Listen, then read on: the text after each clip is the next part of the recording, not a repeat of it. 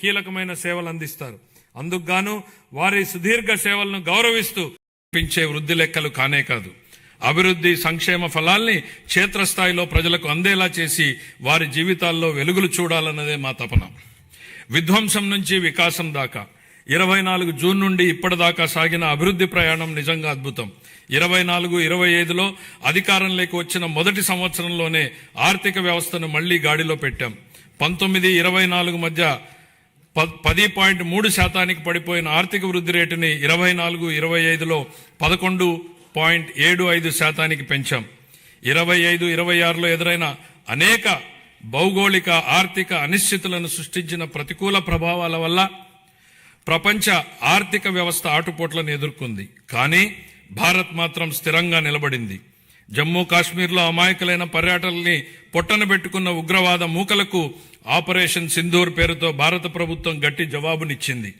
ఉగ్రవాదం, భౌగోళిక రాజకీయ అనిశ్చితులు, సుంకాల యుద్ధంతో తలెత్తిన ఉద్రిక్తతలకు భారత్ చలించదని ప్రధాని నరేంద్ర మోడీ నాయకత్వం ప్రపంచానికి బలమైన సందేశం ఇచ్చింది. భారతదేశానికి ఆయన నాయకత్వం భారత్ను శక్తివంతంగా తీర్చిదిద్దింది, ఆత్మవిశ్వాసంతో తలెత్తుకునేలా చేసింది. ఆయన ఈరోజు భారత ప్రపంచ వేదికపై సగర్వంగా తలెత్తుకునేలా చేశారు. కాబట్టే భారత్ కి బులంద్ పెహచాన్ హై మోడీ అని యావత్ జాతి మొత్తం మోడీ నాయకత్వాన్ని అండగా నిలబడింది.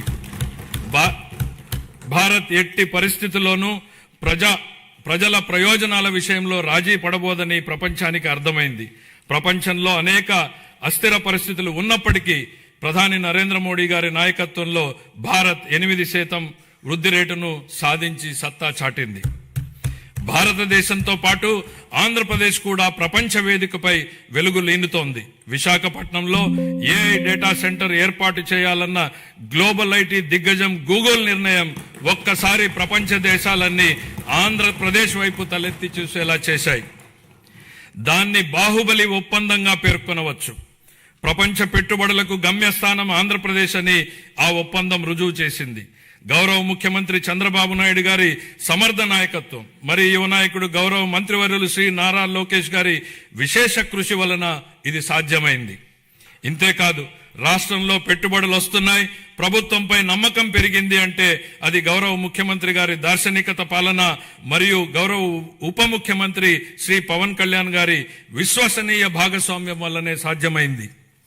ఈ మార్పుకి సారథులు మన రాష్ట్ర ప్రజలేనని మేం బలంగా నమ్ముతున్నాం. 2024 జూన్లో రాష్ట్ర ప్రజలు ఎన్డీఏకి కనీ విని ఎరుగని రీతిలో ఘన విజయం కట్టబెట్టినప్పుడే ఈ మార్పు మొదలైంది. ప్రజలు మాకు వేసిన ప్రతి ఓటు వెనుక వారి ఉద్దేశం బలంగా స్పష్టమైంది. ప్రజలు వారితో పాటు వారి పిల్లలకు సురక్షితమైన బంగారు భవిష్యత్తు కోసమే ఎన్డీఏని అధికారంలోకి తెచ్చారు. గత ప్రభుత్వం పారిశ్రామికవేత్తల్ని, పెట్టుబడిదారుల్ని రాష్ట్రం నుంచి తరిమేసింది. 2019-24 మధ్య అప్పటి పాలకుల నుంచి ఎదురైన చేదు అనుభవాలతో పెట్టుబడిదారులు రాష్ట్రానికి రావాలంటేనే భయపడిపోయారు. పెట్టుబడులు రాకపోవడం, ఉన్న పరిశ్రమలనే మూసివేయడంతో నిరుద్యోగం తాండవించింది. కూటమి అధికారంలోకి వచ్చాక ఈ 20 నెలల్లో పరిస్థితులు పూర్తిగా మారాయి. పెట్టుబడిదారులకు దేశంలో అత్యంత అనుకూలమైన పరిస్థితులు ఇప్పుడు మన రాష్ట్రంలో ఉన్నాయి. దేశ జనాభాలో కేవలం 4.2% వాటా మాత్రమే ఉన్నప్పటికీ ఆంధ్రప్రదేశ్ ఇప్పుడు పెట్టుబడుల్ని ఆకర్షించడంలో మిగతా రాష్ట్రాలని వెనక్కు నెట్టింది.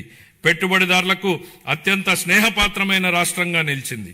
బ్యాంక్ ఆఫ్ బరోడా నివేదిక ప్రకారం 2025-26 ఆర్థిక సంవత్సరంలో ప్రతిపాదిత పెట్టుబడుల్లో 25% ఆంధ్రప్రదేశ్కు రావడమే దీనికి నిదర్శనం. బ్రాండ్ చంద్రబాబు వల్లనే ఇది సాధ్యమైంది. ఇప్పటి వరకు మనం ఈజ్ ఆఫ్ డూయింగ్ బిజినెస్ గురించి మాట్లాడే వాళ్ళం, ఇప్పుడు గేరు మార్చాం. స్పీడ్ ఆఫ్ డూయింగ్ బిజినెస్ ఇప్పుడు మన విధానం. గౌరవ ముఖ్యమంత్రి చంద్రబాబు నాయుడు గారి సమర్థ నాయకత్వం, దార్శనికత, ప్రభుత్వ సుస్థిర విధానాలు రాష్ట్రాన్ని విజన్ స్వర్ణాంధ్ర 2047 లక్ష్యం దిశగా వేగంగా నడిపిస్తున్నాయి. ఆంధ్రప్రదేశ్ భవిష్యత్తుని స్వర్ణమయం చేసే మహాక్రతువులో గౌరవ ముఖ్యమంత్రి గారి చారిత్రాత్మక పాత్ర పోషిస్తున్నారు. తాను నాటిన చెట్ల నీడలో తానెప్పటికీ కూర్చోలేనని తెలిసినా భావి తరాల కోసం చెట్లు నాటే వ్యక్తే జీవితం యొక్క నిజమైన విలువలను అర్థం చేసుకున్నాడు అన్న విశ్వకవి గురుదేవులు శ్రీ రవీంద్రనాథ్ ఠాగూర్ గారి మాటల్ని ఇక్కడ నేను ఉటంకిస్తున్నాను. గౌరవ ముఖ్యమంత్రి ఈ భావనకు అసలైన ప్రతిరూపం. ఆయన కేవలం దూరదృష్టి గల నాయకుడు మాత్రమే కాదు, దాన్ని సాకారం చేయగల దక్షత కలిగినటువంటి నాయకుడు. తన దార్శనికతతో అమలు చేస్తున్న విధానాలు భావితరాలకు మేలు చేస్తాయన్న దృఢ విశ్వాసంతో వాటి సాధనకు అహర్నిశలు నిస్వార్థంగా కృషి చేస్తున్న గొప్ప నాయకుడు. సమాజ క్షేమం కోసం 365 రోజులు అవిశ్రాంతంగా ఒక తపస్సులాగా పనిచేస్తున్నారు. 1990వ దశకంలో ఆయన ఇన్ఫర్మేషన్ టెక్నాలజీ గురించి మాట్లాడినప్పుడు, దార్శనికతను అమల్లో పెట్టినప్పుడు దాని ఫలితం ఎలా ఉంటుందో చాలా మందికి అర్థం కాలేదు. కానీ అప్పటి యువత దాంతో ప్రయోజనం పొంది జీవితంలో పురోగమించడమే కాకుండా ప్రపంచవ్యాప్తంగా అవకాశాల్ని అందిపుచ్చుకుని సత్తా చాటారు. అప్పుడు ఆయన అమలు చేసిన సంస్కరణలు, తీసుకున్న విప్లవాత్మక నిర్ణయాలతో వెలిగించిన దీపం లక్షలాది జీవితాల్లో వెలుగు నింపింది. నేడు ఆయన విజయగాథను ఆయనే పునరావృతం చేస్తున్నారు. కానీ ఇప్పుడు మరింత గొప్ప దూరదృష్టితో, మరింత సమున్నత లక్ష్యంతో కొత్త చరిత్రను లెక్కించబోతున్నారు. భవిష్యత్తును అంచనా వేసేందుకు ఉత్తమ మార్గం దాన్ని సృష్టించడమే అన్న సూక్తిని బలంగా నమ్మే వ్యక్తి ముఖ్యమంత్రి గారు. Deep tech, AI, quantum computing వంటి అధునిక టెక్నాలజీలు ప్రతి కుటుంబం నుంచి ఒక ఎంటర్ప్రెన్యూర్ వంటి విధానాలు కేంద్రంగా ఆయన ఇప్పుడు రాష్ట్రాన్ని సరికొత్త శకంలోకి నడిపిస్తున్నారు. ఆయన మార్గదర్శకత్వంలో ఏపీ వెల్త్ ఫండ్ ను ప్రారంభించబోతున్నాం. రాబోయే రోజుల్లో అది Norway, UAE sovereign wealth funds లా విస్తృతమై మొత్తం రాష్ట్రాన్నే నడిపించడానికి సరిపోవచ్చు. నాతో సహా ఈనాటి సమాజానికి ఈ టెక్నాలజీల ప్రాముఖ్యత అర్థం కాకపోవచ్చు. కానీ ఆయన ఐటీ రంగంలో చూపిన చొరవ వల్ల 1990లో నాటి యువతరం లబ్ధి పొందినట్టే ఈనాటి యువత కూడా ఏఐ, డీప్ టెక్, క్వాంటమ్ టెక్నాలజీతో భవిష్యత్తు ఖచ్చితంగా లబ్ధి పొందుతుంది. ఆర్థిక వనరుల పరంగా మనం ఇప్పటికీ సంక్షోభం నుంచి పూర్తిగా బయటపడలేదు. పరిస్థితులు అంత సానుకూలంగా లేవు. గత ప్రభుత్వం మిగిల్చిన ఆర్థిక అస్తవ్యస్త పరిస్థితుల్ని అధిగమించే క్రమంలో ఇప్పటికీ అనేక సవాళ్లను ఎదుర్కొంటున్నాం. కానీ రాష్ట్ర అభివృద్ధి, సంక్షేమానికి సంబంధించి మా లక్ష్యాల్లో మార్పు లేదు. మా సంకల్పం చెక్కు చెదరలేదు. మా ప్రయాణాన్ని స్థిరంగా కొనసాగించేందుకు ప్రధాని నరేంద్ర మోడీ నుంచి అమూల్యమైన మద్దతు, సహకారం లభిస్తున్నాయి. ఆయనకు కృతజ్ఞతలు తెలియజేస్తున్నాం. కేంద్ర ఆర్థిక మంత్రి శ్రీమతి నిర్మలా సీతారామన్ గారు అందిస్తున్న గొప్ప సహకారం గురించి ప్రత్యేకంగా ప్రస్తావించాలి. కష్టకాలంలో ఆమె రాష్ట్రానికి వెన్నుదన్నుగా నిలబడ్డారు.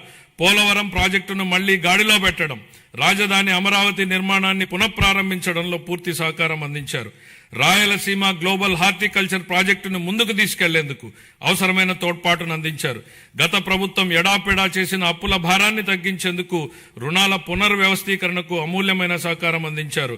ఆమెకు హృదయపూర్వక కృతజ్ఞతలు తెలియజేసుకుంటున్నాను. 2026-27 సంవత్సరానికి సంబంధించి ఫిబ్రవరి 1న ప్రవేశపెట్టిన కేంద్ర బడ్జెట్ రాష్ట్రానికి ఆశాకిరణంలాగా కనపడుతోంది. దానిలో రాష్ట్ర అభివృద్ధికి అనేక అవకాశాలు కనిపిస్తున్నాయి. తూర్పు కోస్తా పారిశ్రామిక కారిడార్, పర్యాటక కేంద్రాల అభివృద్ధి, ఎలక్ట్రిక్ బస్సుల కొనుగోలు, పూర్వోదయ పథకం ఉపయోగపడుతుంది. రాయలసీమ గ్లోబల్ హార్టికల్చర్ హబ్ కూడా వేగంగా రూపుదిద్దుకుంటోంది. కేంద్ర బడ్జెట్ లో కొత్తగా ప్రకటించిన రేర్ ఎర్త్ కారిడార్లు, డేటా సెంటర్లు, ప్రాంతీయ medical hub, national institute of pharmaceutical education and research, seaplane manufacturing, container manufacturing, ప్రతి జిల్లాలో బాలికల హాస్టళ్ల వంటి అంశాల నుంచి రాష్ట్రానికి గరిష్ట ప్రయోజనాలు పొందేందుకు అవకాశం ఉంది. ప్రపంచవ్యాప్తంగా ఇప్పుడు ప్రభుత్వ రంగ ప్రాజెక్టుల్ని పీపీపీ ఛాలెంజ్ విధానాల్లో చేపట్టే ట్రెండ్ నడుస్తోంది. అది ప్రభుత్వ రంగ సంస్థల నైపుణ్యాలను, సామర్థ్యాలను పెంచేందుకు దోహదం చేస్తుంది. పీపీపీ విధానంలో ప్రైవేటు రంగానికి ఉన్న అనుభవంతో ప్రభుత్వ ప్రాజెక్టుల్ని మరింత మెరుగ్గా అమలు చేయగలం. ప్రాజెక్టు వ్యయాన్ని నిర్ణయించడంలో పారదర్శకతకు, పోటీతత్వాన్ని పెంచేందుకు ఛాలెంజ్ విధానం దోహదం చేస్తుంది. కేంద్ర ప్రభుత్వం బడ్జెట్ లో చాలా ప్రాజెక్టుల్ని ఛాలెంజ్ విధానంలో ప్రకటించడంతో ఆంధ్రప్రదేశ్ కు కొత్త అవకాశాలకు ద్వారాలు తెరిచినట్టయింది. ఛాలెంజ్ మోడల్లో ప్రాజెక్టులు చేపట్టేందుకు రాష్ట్రం పూర్తి సంసిద్ధంగా ఉంది. ఇతర రాష్ట్రాలతో పోటీపడి chemical park, mega textile park, city economic reasons, university township వంటి ప్రాజెక్టుల్ని సాధించుకోగలమన్న విశ్వాసం మాకుంది. సిటీ ఎకనామిక్ రీజన్స్ ప్రాజెక్టులో పోటీ పడేందుకు విశాఖపట్నం ఎకనామిక్ రీజన్ ప్లాన్ ను ఇప్పటికే సిద్ధం చేశాం. స్వర్ణాంధ్ర 2047 అమలుకి, ప్రాంతీయ ఆకాంక్షల్ని నెరవేర్చేందుకు, సమ్మిళిత అభివృద్ధి సాధించేందుకు మా ప్రభుత్వ ప్రాంతీయ అభివృద్ధి విధానాన్ని అవలంబిస్తోంది. విశాఖపట్నం, అమరావతి, తిరుపతి రీజన్లను రాష్ట్రానికి కీలకమైన గ్రోత్ ఇంజన్లుగా గుర్తించింది. నీతి ఆయోగ్తో కలిసి Visakhapatnam economic reason economic master plan ని తయారు చేశాం. శ్రీకాకుళం, పార్వతీపురం మన్యం, విజయనగరం, విశాఖపట్నం, అల్లూరి సీతారామరాజు, అనకాపల్లి, పోలవరం, కాకినాడ, తూర్పుగోదావరి, డాక్టర్ బిఆర్ అంబేద్కర్ కోనసీమ జిల్లాలు దీని పరిధిలోకి వస్తాయి. దీనిలో మొత్తం 7 గ్రోత్ డ్రైవర్లు ఉన్నాయి. మ్యానుఫ్యాక్చరింగ్, సర్వీసెస్, మౌలిక వసతులు, పట్టణీకరణ, వ్యవసాయ రంగాల్లో 41 హై ఇంపాక్ట్ ప్రాజెక్టులు ఏర్పాటైతాయి. వాటికి అవసరమైన నిధుల్ని కేంద్ర ప్రభుత్వం, ప్రైవేటు రంగాల నుంచి సమకూర్చుకుంటాం. మెట్రో రైలు ప్రాజెక్టులతో సహా ఈ విశాఖ ఎకనామిక్ రీజన్ కి సంబంధించి సుమారు 28,000 కోట్ల రూపాయలతో ప్రాజెక్టులు ప్రతిపాదనలు సమర్పిస్తున్నాం. విశాఖ ఎకనామిక్ రీజన్ తరహాలోనే ఎన్టీఆర్, కృష్ణా, ఏలూరు, గుంటూరు, పశ్చిమ గోదావరి, ప్రకాశం, పల్నాడు, బాపట్ల, మార్కాపురం జిల్లాలతో అమరావతి ఎకనామిక్ రీజన్ ని అభివృద్ధి చేస్తాం. ఈ ప్రాంత సమగ్ర అభివృద్ధికి దోహదం చేసే వనరులు, గ్రోత్ ఇంజన్లు, బలాల్ని గుర్తించేందుకు శాస్త్రీయ పద్ధతుల్లో సామాజిక ఆర్థిక అధ్యయనం నిర్వహిస్తాం. సూక్ష్మ సేద్యం ప్రాధాన్యతను గుర్తించి 1990లోనే ఆ కాన్సెప్ట్ ని తీసుకొచ్చినటువంటి మొదటి ముఖ్యమంత్రి గౌరవ్ చంద్రబాబు నాయుడు గారు. ఇప్పుడు ఆయన రాయలసీమ రీజన్ ను గ్లోబల్ హార్టికల్చర్ హబ్ గా మార్చి అక్కడ రైతుల జీవితాల్లో సమూల మార్పులు తెచ్చేందుకు కంకణం కట్టుకున్నారు. రాయలసీమ ఇంటిగ్రేటెడ్ డెవలప్మెంట్ ప్లాన్ సిద్ధం చేయించారు. అందులో భాగంగా 2030 నాటికి ఉద్యాన పంటల విస్తీర్ణాన్ని 8.41 లక్షల హెక్టార్ల నుండి 14.41 లక్షల హెక్టార్లకు పెంచబోతున్నాం. సాగునీరు, సూక్ష్మ సేద్యం ప్రాజెక్టుల ద్వారా నీటి ఎద్దడి అన్నదే లేకుండా చేస్తాం. ప్రపంచ మార్కెట్లతో అనుసంధానానికి రోడ్స్ కనెక్టివిటీ పెంచుతాం.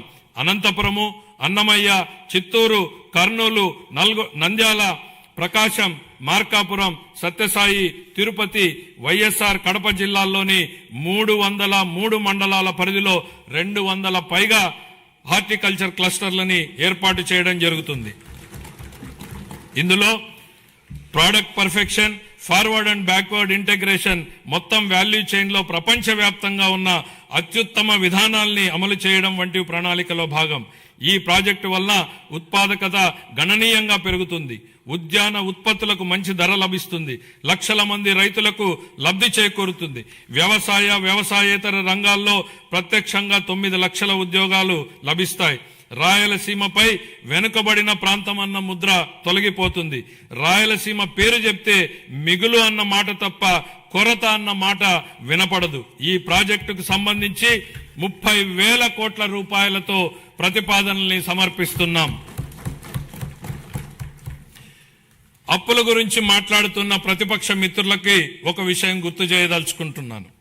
మాకు 9,74 లక్షల కోట్ల రూపాయలని అప్పు మిగిల్చి వెళ్ళింది మీ ప్రభుత్వమే. మీరు చేసినటువంటి అప్పులు తీర్చడానికి మేము మళ్ళీ అప్పులు చేయాల్సినటువంటి పరిస్థితి తలెత్తింది. కానీ ఈ రోజు మేము అప్పుగా తెస్తున్న ప్రతి రూపాయి ఉత్పాదకత వ్యయంలోకే వెళ్తోంది. అది రైతులు, మహిళలు, విద్యార్థులు, వృద్ధుల చేతుల్లోకి వెళ్తోంది. గత ప్రభుత్వ నిర్వాకాల వల్ల సకాలంలో జీతాలు కూడా ఇవ్వలేని దుస్థితి నుండి ఇప్పుడు మా ప్రభుత్వం సమర్థ పాలనా విధానాలతో ఆర్థిక సుస్థిరత దిశగా అడుగులు వేస్తోంది. ఖర్చులు తగ్గించుకొని, వనరులు పెంచుకొని ఆర్థిక స్థిరత్వం దిశగా ప్రయాణం చేస్తోంది. సంక్షోభంలో ఉన్న రాష్ట్రాన్ని ఆకాంక్షల సాకారం దిశగా నడిపిస్తున్నాం. మా అభివృద్ధి వ్యూహంలో అత్యంత కీలకమైనటువంటిది సాగునీటి రంగానికి బడ్జెట్ అధిక ప్రాధాన్యతనిస్తోంది. మనం నిల్వ చేసే ప్రతి నీటి బొట్టు, పునరుద్ధరించే ప్రతి కాలువ, సాగునీరందించే ప్రతి ఎకరం ప్రజల జీవితాల్ని మారుస్తాయని బలంగా విశ్వసించే ప్రభుత్వం మాది. వాతావరణ మార్పులు, వర్షపాతంలో అనూహ్యమైనటువంటి హెచ్చుతగ్గులు వంటివి ఋతుపవనాలపై పూర్తిగా భరోసా ఉండలేని పరిస్థితులు కల్పిస్తున్నాయి. అందుకే నీటి నిల్వ, సమర్థ పంపిణీపై ఎక్కువ దృష్టి పెట్టాం. కేవలం ప్రాజెక్టులు కడితే సరిపోదు. భవిష్యత్ తరాలకు దీర్ఘకాలిక నీటి భద్రతను కల్పించేలా మన విధానాలు ఉండాలన్నది మా లక్ష్యం. గత ప్రభుత్వం ప్రజల నిజమైన అవసరాల్ని అర్థం చేసుకోలేదు. బిల్లులు చెల్లించకపోవడం, అధ్వాన్న నిర్వహణ వలన సాగునీటి ప్రాజెక్టులు ఎక్కడివి అక్కడ నిలిచిపోయాయి.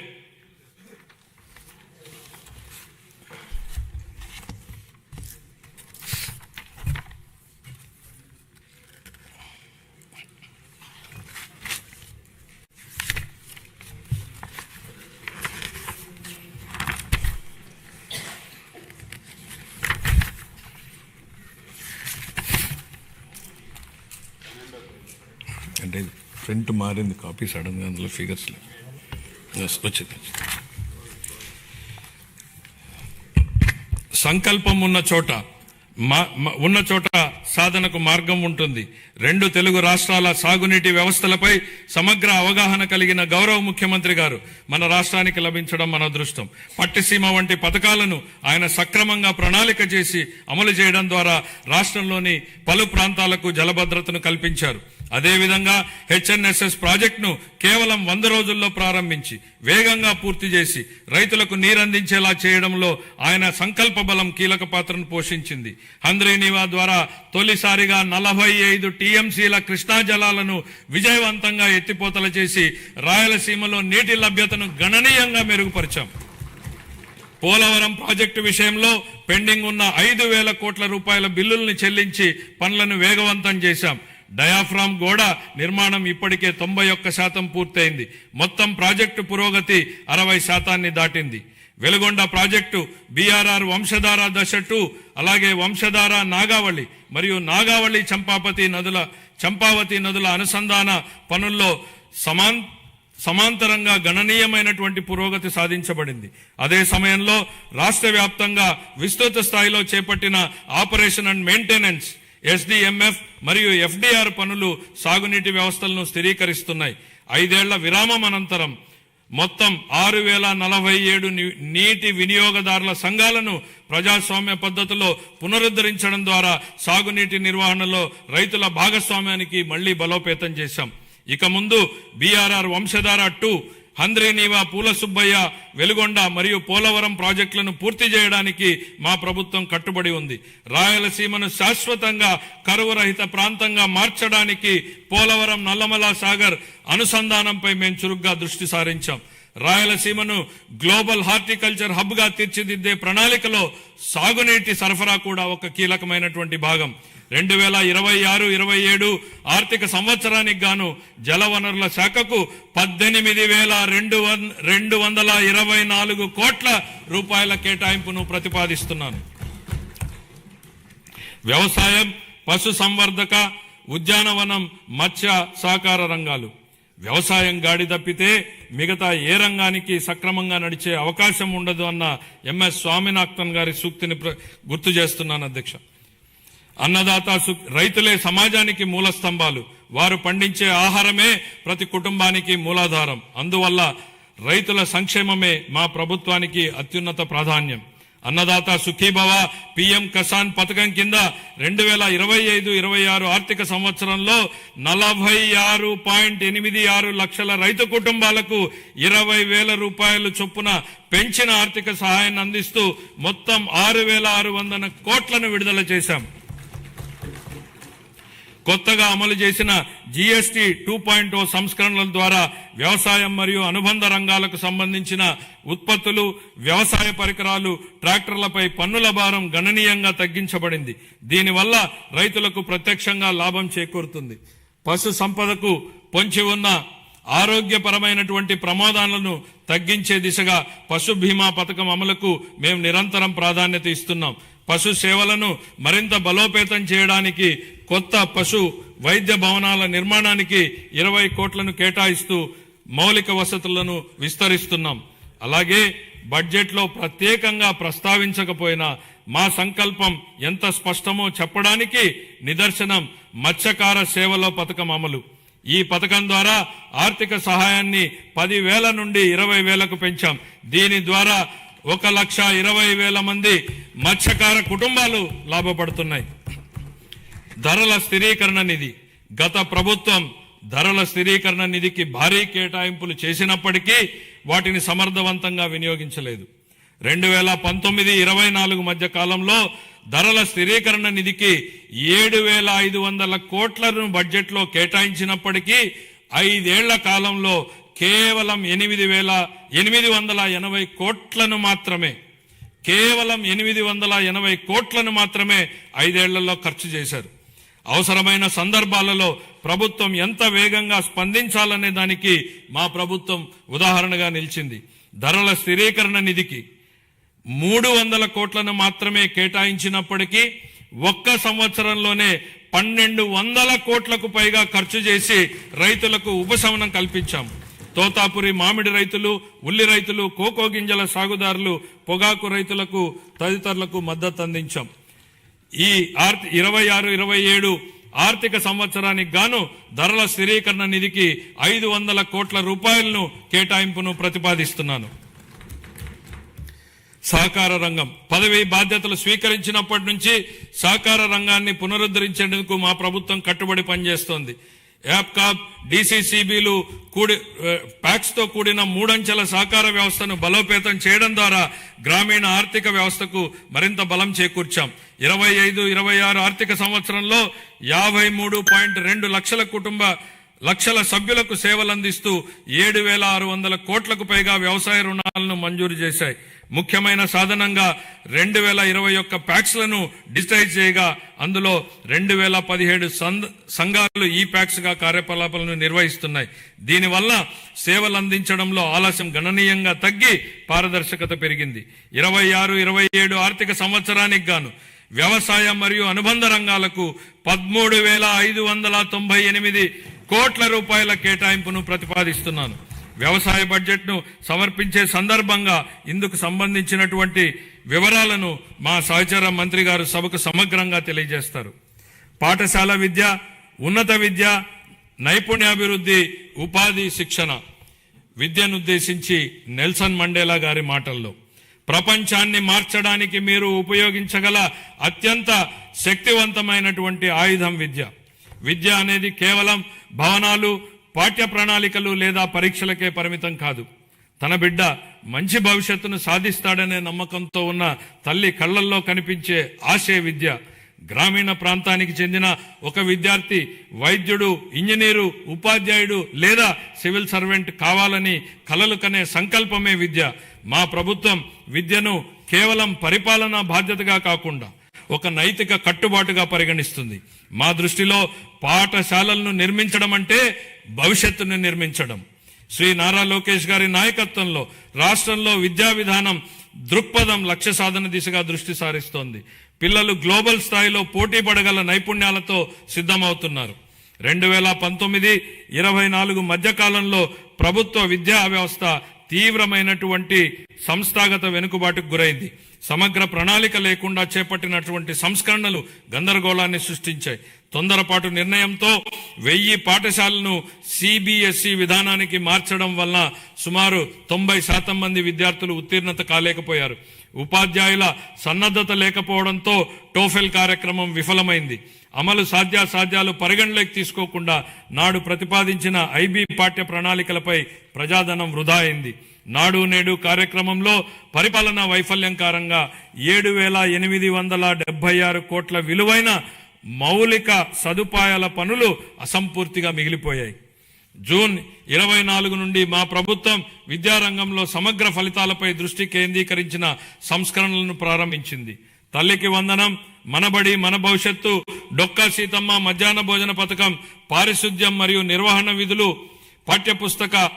పాఠ్య ప్రణాళిక మార్పులు, డిజిటల్ లెర్నింగ్, ఉపాధ్యాయుల సామర్థ్య వృద్ధి, పరిపాలన పునర్వ్యవస్థీకరణ వంటి ప్రధాన కార్యక్రమాల ద్వారా అభ్యసన సామర్థ్యాలను, ఫలితాలను మరియు గ్లోబల్ పోటీతత్వాన్ని మెరుగుపరచడంపై దృష్టి సారించాం. లెర్నింగ్ ఎక్సలెన్స్ ఇన్ ఆంధ్రప్రదేశ్ కింద కేజీ టు పీజీ విద్యా సంస్కరణ నమూనాను ప్రారంభించాం. సూపర్ 6 కార్యక్రమంలో భాగంగా 25-26లో ప్రవేశపెట్టిన తల్లికి వందనం పథకం క్రింద ప్రతి విద్యార్థికి సంవత్సరానికి 15,000 రూపాయల చొప్పున అందజేసి 67.27 లక్షల మంది విద్యార్థులకు లాభం చేకూర్చడం జరిగింది. పరిపాలనా పారదర్శకతను మెగా పేరెంట్ టీచర్ సమావేశాలు, పాఠశాల స్టార్ రేటింగ్ వ్యవస్థ, సమాజ భాగస్వామ్యం ద్వారా బలోపేతం చేశాం. అనేక సంవత్సరాలుగా వేలాది ఉపాధ్యాయ పోస్టులు ఖాళీగా ఉండేవి. మెగా డిఎస్సి 25 ద్వారా నోటిఫై చేసిన 16,347 పోస్టుల్లో 15,941 ఉపాధ్యాయ పోస్టులను విజయవంతంగా భర్తీ చేశాం. ఉపాధి గౌరవం మరియు అవకాశాలను సృష్టించినప్పుడే వృద్ధికి అర్థం ఉంటుంది. భవిష్యత్ ఉపాధి అవసరాలకు అనుగుణంగా సమగ్ర నైపుణ్యాభివృద్ధి వ్యవస్థను రూపొందిస్తున్నాం. విద్య మరియు పరిశ్రమలు మరియు అభివృద్ధి చెందుతున్న సాంకేతిక రంగాల మధ్య సమన్వయంపై దృష్టి సారించాం.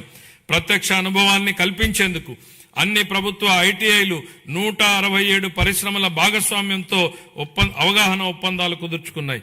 ఈ ఆర్థిక సంవత్సరంలో 9,188 మంది శిక్షణార్థులు పరిశ్రమల్లో ప్రత్యక్ష శిక్షణ పొందగా ప్రభుత్వ ఐటీఐ విద్యార్థుల్లో 98% మందికి నియామకాలు లేదా అప్రెంటిస్ అవకాశాలు పొందారు. 26-27 ఆర్థిక సంవత్సరానికి నేను ఈ క్రింది విధంగా కేటాయింపులను ప్రతిపాదిస్తున్నాను.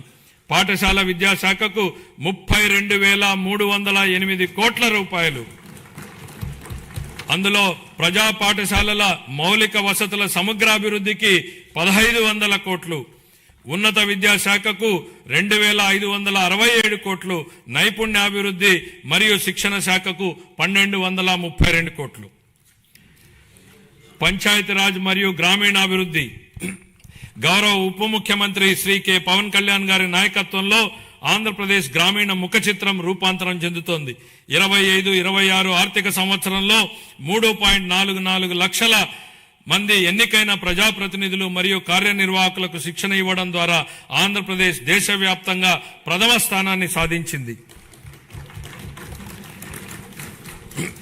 ఆగస్టు 15, 2019 నుండి 24-25 వరకు అమల్లో ఉన్న జల్ జీవన్ మిషన్ కింద గత ప్రభుత్వం మొత్తం 26,824 కోట్ల రూపాయల ప్రాజెక్టు వ్యయంలో కేంద్ర భాగస్వామ్యం లభించిన నిధుల్లో కేవలం 2,255 కోట్లను మాత్రమే వినియోగించింది.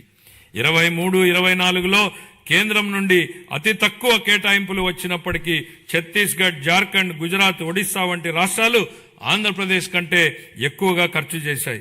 మా ప్రభుత్వం ఈ పథకాన్ని పునరుద్ధరించేందుకు ముందడుగు వేసింది. మా విజ్ఞప్తిని స్వీకరించి పథకం గడువుని 28 వరకు పొడిగించిన భారత ప్రభుత్వానికి మా కృతజ్ఞతలు. దీర్ఘకాలిక స్థిరత్వ సమస్యలను పరిష్కరించడంతో పాటు 100% కవరేజీని సాధించేందుకు ఉపరితల జల ఆధారిత మల్టీ విలేజ్ స్కీమ్స్ ద్వారా ఈ కార్యక్రమాన్ని పునర్వ్యవస్థీకరించాము. ప్రతి వ్యక్తికి 55 లీటర్ల తాగునీటి సరఫరాను చేసే విధంగా దిశగా చర్యలు తీసుకోవడం జరుగుతోంది. గ్రామీణ అనుసంధానతను బలోపేతం చేస్తూ 4,000 కిలోమీటర్లకు పైగా గ్రామీణ రహదారుల పనులు చేపట్టడం జరిగింది. వీటిలో అనేక పనులు పూర్తి చేయడం జరిగింది. మిగతా పనులు ముగింపు దశలో ఉన్నాయి. దీని ద్వారా దూర ప్రాంతమైనటువంటి గ్రామాలలో మార్కెట్ ప్రాప్తి, ఆదాయ వృద్ధి మరియు ఆర్థిక స్థిరత్వం మెరుగుపడుతోంది. శాస్కీ కింద 2,123 కోట్లను కేటాయించడం జరిగింది.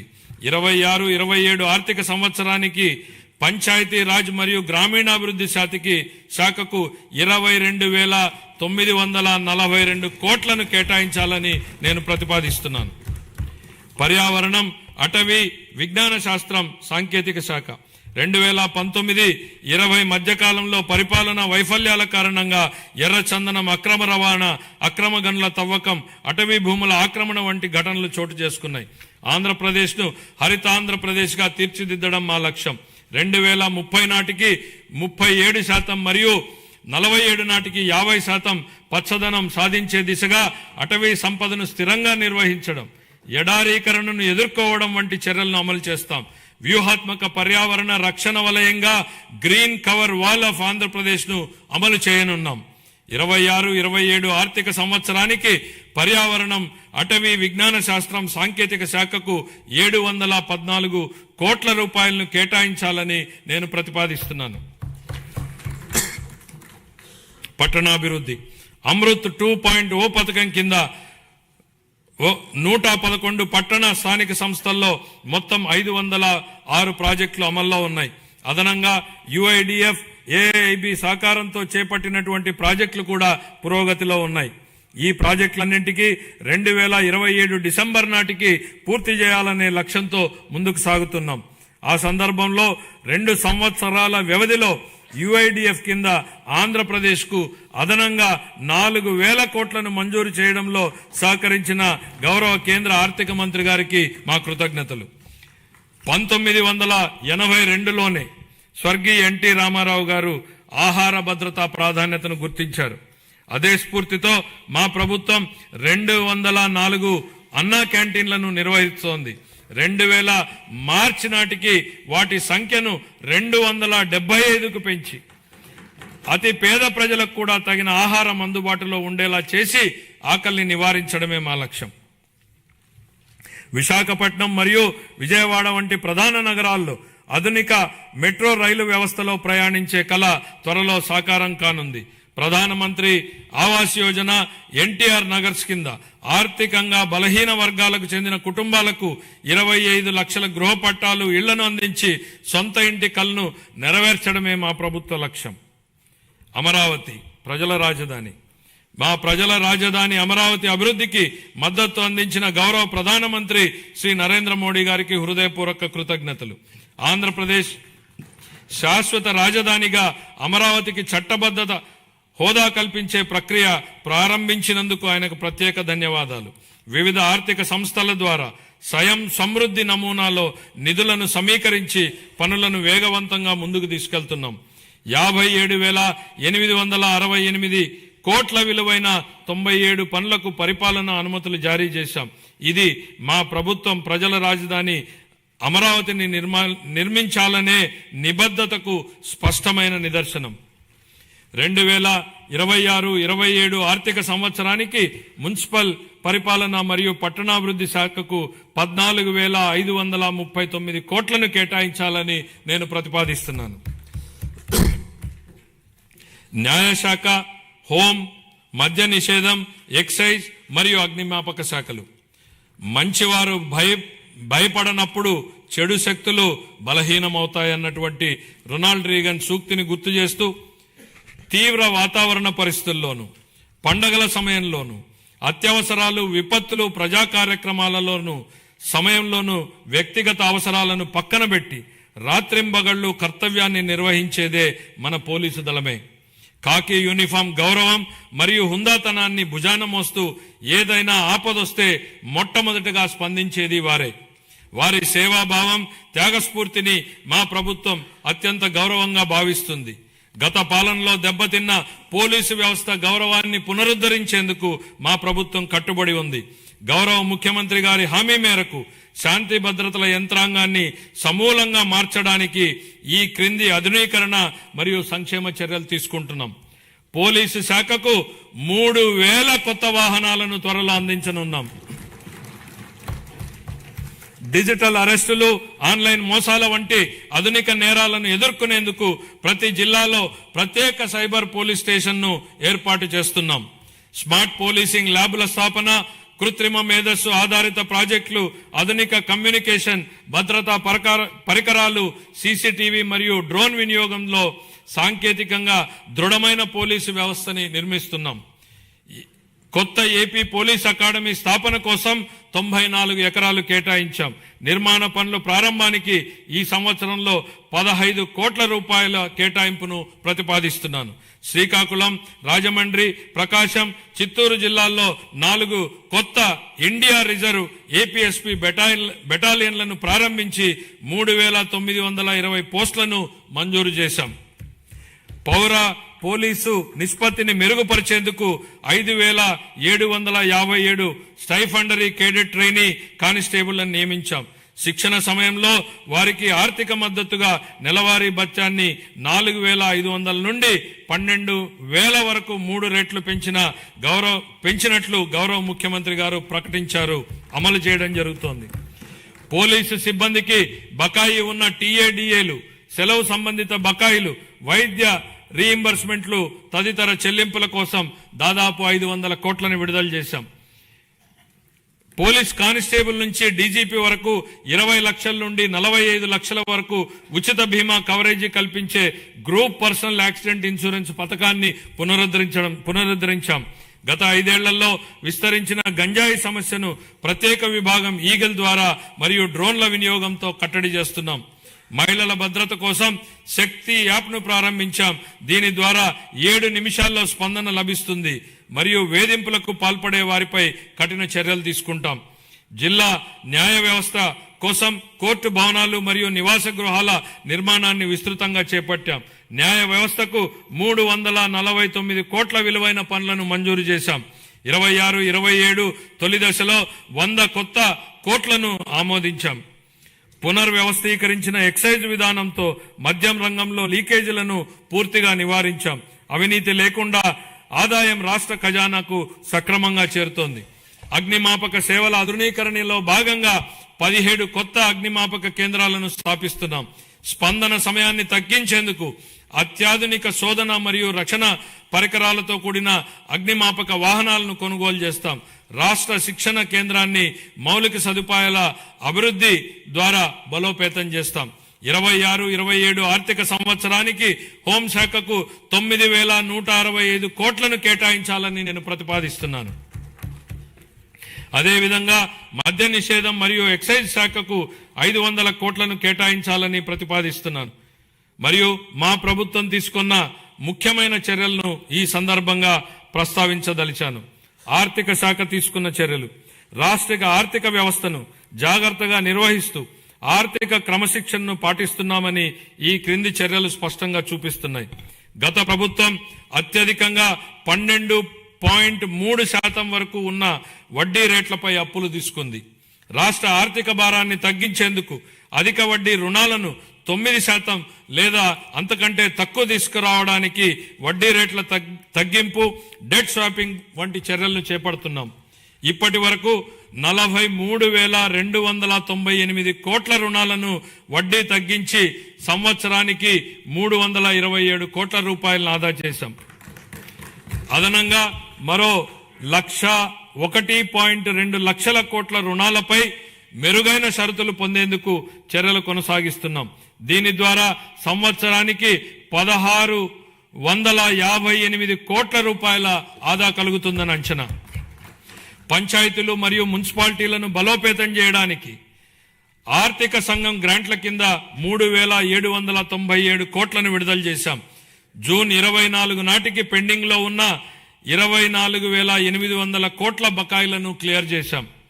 సాగునీరు, రహదారులు మరియు ఇతర పనులకు సంబంధించి 37,030 కోట్లను చెల్లించి ఆర్థిక కార్యకలాపాలను పునరుద్ధరించాం. 163 కేంద్ర ప్రాయోజిత పథకాలకు 18,700 కోట్లను విడుదల చేసి వాటిలో 85 పథకాలని పునరుద్ధరించాం. దీని ఫలితంగా కేంద్ర ప్రభుత్వ నిధుల విడుదల మరింత పెరిగింది. ఆంధ్రప్రదేశ్ వెల్త్ ఫండ్ను 100 కోట్లతో సీడ్ కార్పస్ తో ఏర్పాటు చేయాలని ప్రతిపాదిస్తున్నాం. దేశవ్యాప్తంగా ఉన్న అవకాశాలలో పెట్టుబడులు పెట్టేందుకు ప్రైవేట్ ఈక్విటీ పెట్టుబడిదారులను ఆహ్వానించి రాష్ట్రానికి సంపద సృష్టించే దిశగా ముందుకు సాగుతున్నాం. సంస్కరణలు, స్పీడ్ ఆఫ్ డూయింగ్ బిజినెస్ సిద్ధాంతానికి అనుగుణంగా ప్రభుత్వంలోని చట్టాలు, నియామకాలు, నిబంధనలు, ప్రభుత్వం ఉత్తర్వులను సమీక్షించి పరిపాలనా ప్రక్రియలను సరళీకరించి పెట్టుబడులకు అనుకూల వాతావరణాన్ని మరియు పౌర సేవల మెరుగుదలను కల్పిస్తున్నాం. ఇదే దిశలో ప్రభుత్వ రంగ సంస్థలను పునరుద్ధరించి వాటి ఖాతాలు మరియు ఆడిట్ వ్యవస్థను క్రమబద్ధీకరించి లాభదాయకంగా మార్చేందుకు చర్యలు తీసుకుంటున్నాం. కేంద్ర ప్రభుత్వ విధానానికి అనుగుణంగా రాష్ట్ర పబ్లిక్ సెక్టార్ సంస్థలను ట్రెడ్స్ డిజిటల్ ప్లాట్ఫామ్ ద్వారా బిల్ డిస్కౌంటింగ్ విధానాన్ని అనుసరిస్తాయి. శాస్కీ కింద 2025-26లో ఫిబ్రవరి 12 ఫిబ్రవరి 26 నాటికి ఆంధ్రప్రదేశ్ పొందింది 6,544 కోట్లు పొందింది. మార్చి 31 నాటికి మరో 1,434 కోట్లు అందుకోనుంది. ఇది 23-24లో పొందిన 4,090 కోట్లతో పోలిస్తే దాదాపు రెట్టింపు. దేశంలో తొలిసారిగా రీఇమాజినింగ్ పబ్లిక్ ఫైనాన్స్ సమ్మిట్ ను నవంబర్ 25లో విశాఖపట్నంలో నిర్వహించాం. ఈ సమ్మిట్ లో ఇతర రాష్ట్ర ప్రభుత్వాలు, జాతీయ మరియు అంతర్జాతీయ ఆర్థిక సంస్థల ప్రతినిధులు పాల్గొన్నారు. 2 రోజుల చర్చల ఫలితంగా ఏపీ లాజిస్టిక్స్ కార్పొరేషన్ స్థాపనకు దారితీసింది. అలాగే పబ్లిక్ సెక్టర్లో వినూత్న ఆర్థిక నమూనాల ద్వారా ప్రైవేటు పెట్టుబడులను ఆకర్షించే మార్గాలు ఏర్పడ్డాయి. భవిష్యత్ విధానాలు. జూన్ 24 నుండి రాష్ట్రాన్ని ప్రపంచ స్థాయి పోటీతత్వంతో ముందుకు తీసుకెళ్లేందుకు 26 పునర్వ్యవస్థీకరించిన పాలసీలను ప్రవేశపెట్టాం. వాటిలో ముఖ్యమైనటువంటివి ఆంధ్రప్రదేశ్ పారిశ్రామిక అభివృద్ధి విధానం, ఆంధ్రప్రదేశ్ ఎంఎస్ఎంఈ పారిశ్రామికవేత్తల అభివృద్ధి విధానం, ఆంధ్రప్రదేశ్ సమగ్ర స్వచ్ఛ ఇంధన విధానం, ఆంధ్రప్రదేశ్ ఆవిష్కరణ స్టార్టప్ విధానం, ఆంధ్రప్రదేశ్ పర్యాటక విధానం, ఇలా మొత్తం 26 పాలసీలను ప్రవేశపెట్టడం జరిగింది. ఈ విధానాలు ఆంధ్రప్రదేశ్ను పెట్టుబడులకు అనుకూలమైన, స్థిరమైన మరియు సమగ్ర అభివృద్ధిని సాధించే రాష్ట్రంగా తీర్చిదిద్దే దిశగా ముందుకు వెళ్తాయి. పరిశ్రమలు, మౌలిక సదుపాయాలు, పెట్టుబడులు, సమాచార సాంకేతికం, ఎలక్ట్రానిక్ కమ్యూనికేషన్, ఆవిష్కరణలు మరియు భవిష్యత్ సంసిద్ధత. నేడు కృషి చేసిన వారిదే రేపటి భవిష్యత్తు అన్నటువంటి సూక్తిని గుర్తు చేస్తూ, నేటి పెట్టుబడే రేపటి ఉపాధి అని మేము విశ్వసిస్తున్నాం. వ్యూహాత్మక ప్రణాళికలు మరియు నిరంతర సంస్కరణల ద్వారా ఆంధ్రప్రదేశ్ను పరిశ్రమలు మరియు ఆవిష్కరణలకు అగ్రగామి గమ్యస్థానంగా నిలబెట్టేందుకు కట్టుబడి ఉన్నాం. 2019-24 మధ్యకాలంలో పారిశ్రామిక విధానం పూర్తిగా దెబ్బతింది. అయితే మా ప్రభుత్వ అచంచల కృషితో కేవలం 18 నెలల్లో బ్రాండ్ ఆంధ్రప్రదేశ్ని పునరుద్ధరించాం. జూన్ 24 నుండి 9.68 లక్షల కోట్ల విలువైన 1.19 లక్షల పెట్టుబడి ప్రతిపాదనలు ఆమోదించబడి 5.41 లక్షల ఉద్యోగ అవకాశాల సృష్టికి మార్గం సుగమమైంది. మా విజన్ ప్రపంచంతో పోటీ, స్థానికంగా చేయూత. Compete globally, care locally. ఇటీవల నిర్వహించిన గ్లోబల్ పార్ట్నర్షిప్ సమ్మిట్ 25లో 13.25 లక్షల కోట్లకు పైగా పెట్టుబడి ఒప్పందాలు కుదిరాయి. 16.13 లక్షల ఉద్యోగాల సామర్థ్యంతో 610 ఎంఓయూలు సంతకం చేయబడ్డాయి. ప్రస్తుతం దేశంలో అతి పెద్ద సింగిల్ ఎఫ్డిఐ పెట్టుబడిని ఆకర్షించిన రాష్ట్రంగా ఆంధ్రప్రదేశ్ గురించి ప్రపంచం మాట్లాడుతోంది. గట్టి అంతర్జాతీయ, జాతీయ పోటీ మధ్య విశాఖపట్నంలో గూగుల్ సంస్థతో $15 బిలియన్ విలువైన ఏఐ ఆధారిత డేటా సెంటర్ స్థాపనకు ఒప్పందం కుదుర్చుకున్నాం. గౌరవ మంత్రి శ్రీ నారా లోకేష్ గారు బ్రాండ్ చంద్రబాబుని సమర్థవంతంగా వినియోగించి ఈ చారిత్రాత్మక ఒప్పందాన్ని సాధించారు. ఆయనను ఆంధ్రప్రదేశ్ చీఫ్ జాబ్ క్రియేటర్గా కొనియాడటం సముచితం. అదనంగా అనకాపల్లిలో సమగ్ర ఉక్కు కర్మాగారం, నక్కపల్లిలో బల్క్ డ్రగ్ పార్క్, సమగ్ర సౌర సెల్ ప్రాజెక్ట్, 500 సిబిజీ ప్లాంట్లు, కాకినాడలో గ్రీన్ అమోనియం ప్రాజెక్ట్, ఓర్వకల్లులో సెమీకండర్ యూనిట్ వంటి ప్రముఖ పెట్టుబడులని ఆకర్షించగలిగాం. ప్రతి అసెంబ్లీ నియోజకవర్గంలో 1 చొప్పున 175 ఎంఎస్ఎంఈ పార్కులు మరియు కృష్ణపట్నం, ఓర్వకల్లు, కొప్పర్తి పారిశ్రామిక నోడలు అభివృద్ధి చెందుతున్నాయి. రామాయపట్నం 75%, మూలపేట 65%, మచిలీపట్నం 50%, కాకినాడ ఎస్సీజెడ్ పోర్టు 32% వంటి కొత్త పోర్టులు ప్రాజెక్టులు వేగంగా పురోగమిస్తున్నాయి. 1523 కోట్లతో ఫేజ్ 1 మత్స్యకార హార్బర్ల ఆధునీకరణ పనులు ముగింపు దశలో ఉన్నాయి. అలాగే సాగర్మాల 2.0 సహకారంతో ఫేజ్ 2 హార్బర్లను ఈపీసీ పద్ధతిలో పునః టెండర్ చేసి సకాలంలో పూర్తి చేయడానికి చర్యలు చేపట్టాం. భోగాపురం గ్రీన్ఫీల్డ్ విమానాశ్రయాన్ని అల్లూరి సీతారామరాజు అంతర్జాతీయ విమానాశ్రయంగా మార్చబడింది. ఇది 97% పూర్తి అయ్యింది. కర్నూలు జిల్లాలో ఓర్వకల్లో 300 ఎకరాల్లో దేశంలో తొలి సమగ్ర డ్రోన్ సిటీని అభివృద్ధి చేస్తున్నాం. రతన్ టాటా ఇన్నోవేషన్ హబ్ను రాష్ట్ర ప్రధాన నవకల్పనల వేదిక స్థాపించబడింది. అమరావతి క్వాంటమ్ వ్యాలీ మరియు క్వాంటమ్ కంప్యూటింగ్ సెంటర్ స్థాపన ద్వారా ఆంధ్రప్రదేశ్ డీప్ టెక్ రంగంలో అగ్రగామిగా నిలుస్తోంది. 1990లో ఐటీ విప్లవం ద్వారా లాభపడిన తరానికి పోలికగా నేటి యువత రేపటి సాంకేతిక విప్లవాల ద్వారా లాభపడనున్నారు. 36 పైగా శాఖలు, 139 డేటాబేస్ల సమగ్ర సమన్వయంతో ఏపీ స్టేట్ డేటా లేక్ ద్వారా డేటా ఆధారిత పరిపాలనను బలోపేతం చేశాం. మనమిత్ర వాట్సాప్ సేవలను 150 నుండి 900కు పైగా పెంచి పౌరులకు వేగవంతమైన సేవలు అందిస్తున్నాం. దీని ద్వారా పౌరుల ప్రభుత్వ కార్యకలాపాలు భౌతిక సందర్శన గణనీయంగా తగ్గడమే కాకుండా నిర్ధారించిన సమయంలో పౌర సేవలను పొందగలుగుతున్నాం. 1 ఏప్రిల్ 26 నుండి చేనేత కార్మికులకు నెలకు 200 యూనిట్లు, పవర్లూమ్ కార్మికులకు 500 యూనిట్ల వరకు ఉచిత విద్యుత్ అందించనున్నాం. దీనివల్ల 1,00,000కు పైగా కుటుంబాలు లాభపడతాయి. పరిశ్రమలు, వాణిజ్య శాఖకు 3,161 కోట్లు, మౌలిక సదుపాయాలు పెట్టుబడుల శాఖకు 1,283 కోట్లు, సమాచార సాంకేతికం కమ్యూనికేషన్ శాఖకు 536 కోట్లను ప్రతిపాదిస్తున్నాను. పౌర సరఫరాల శాఖ దీపం 2.0 కింద 1.8 కోట్ల మహిళలకు సంవత్సరానికి 3 ఉచిత ఎల్పీజీ సిలిండర్లను అందిస్తూ 2,897 కోట్లను వారి ఖాతాల్లో జమ చేశాం. ధాన్యం కొనుగోళ్లలో దేశానికే ఆదర్శంగా నిలిచాం. 12 ఫిబ్రవరి 26 నాటికి 8.54 లక్షల రైతు ఖాతాల్లో 10,580 కోట్ల రూపాయలు జమ అయ్యాయి.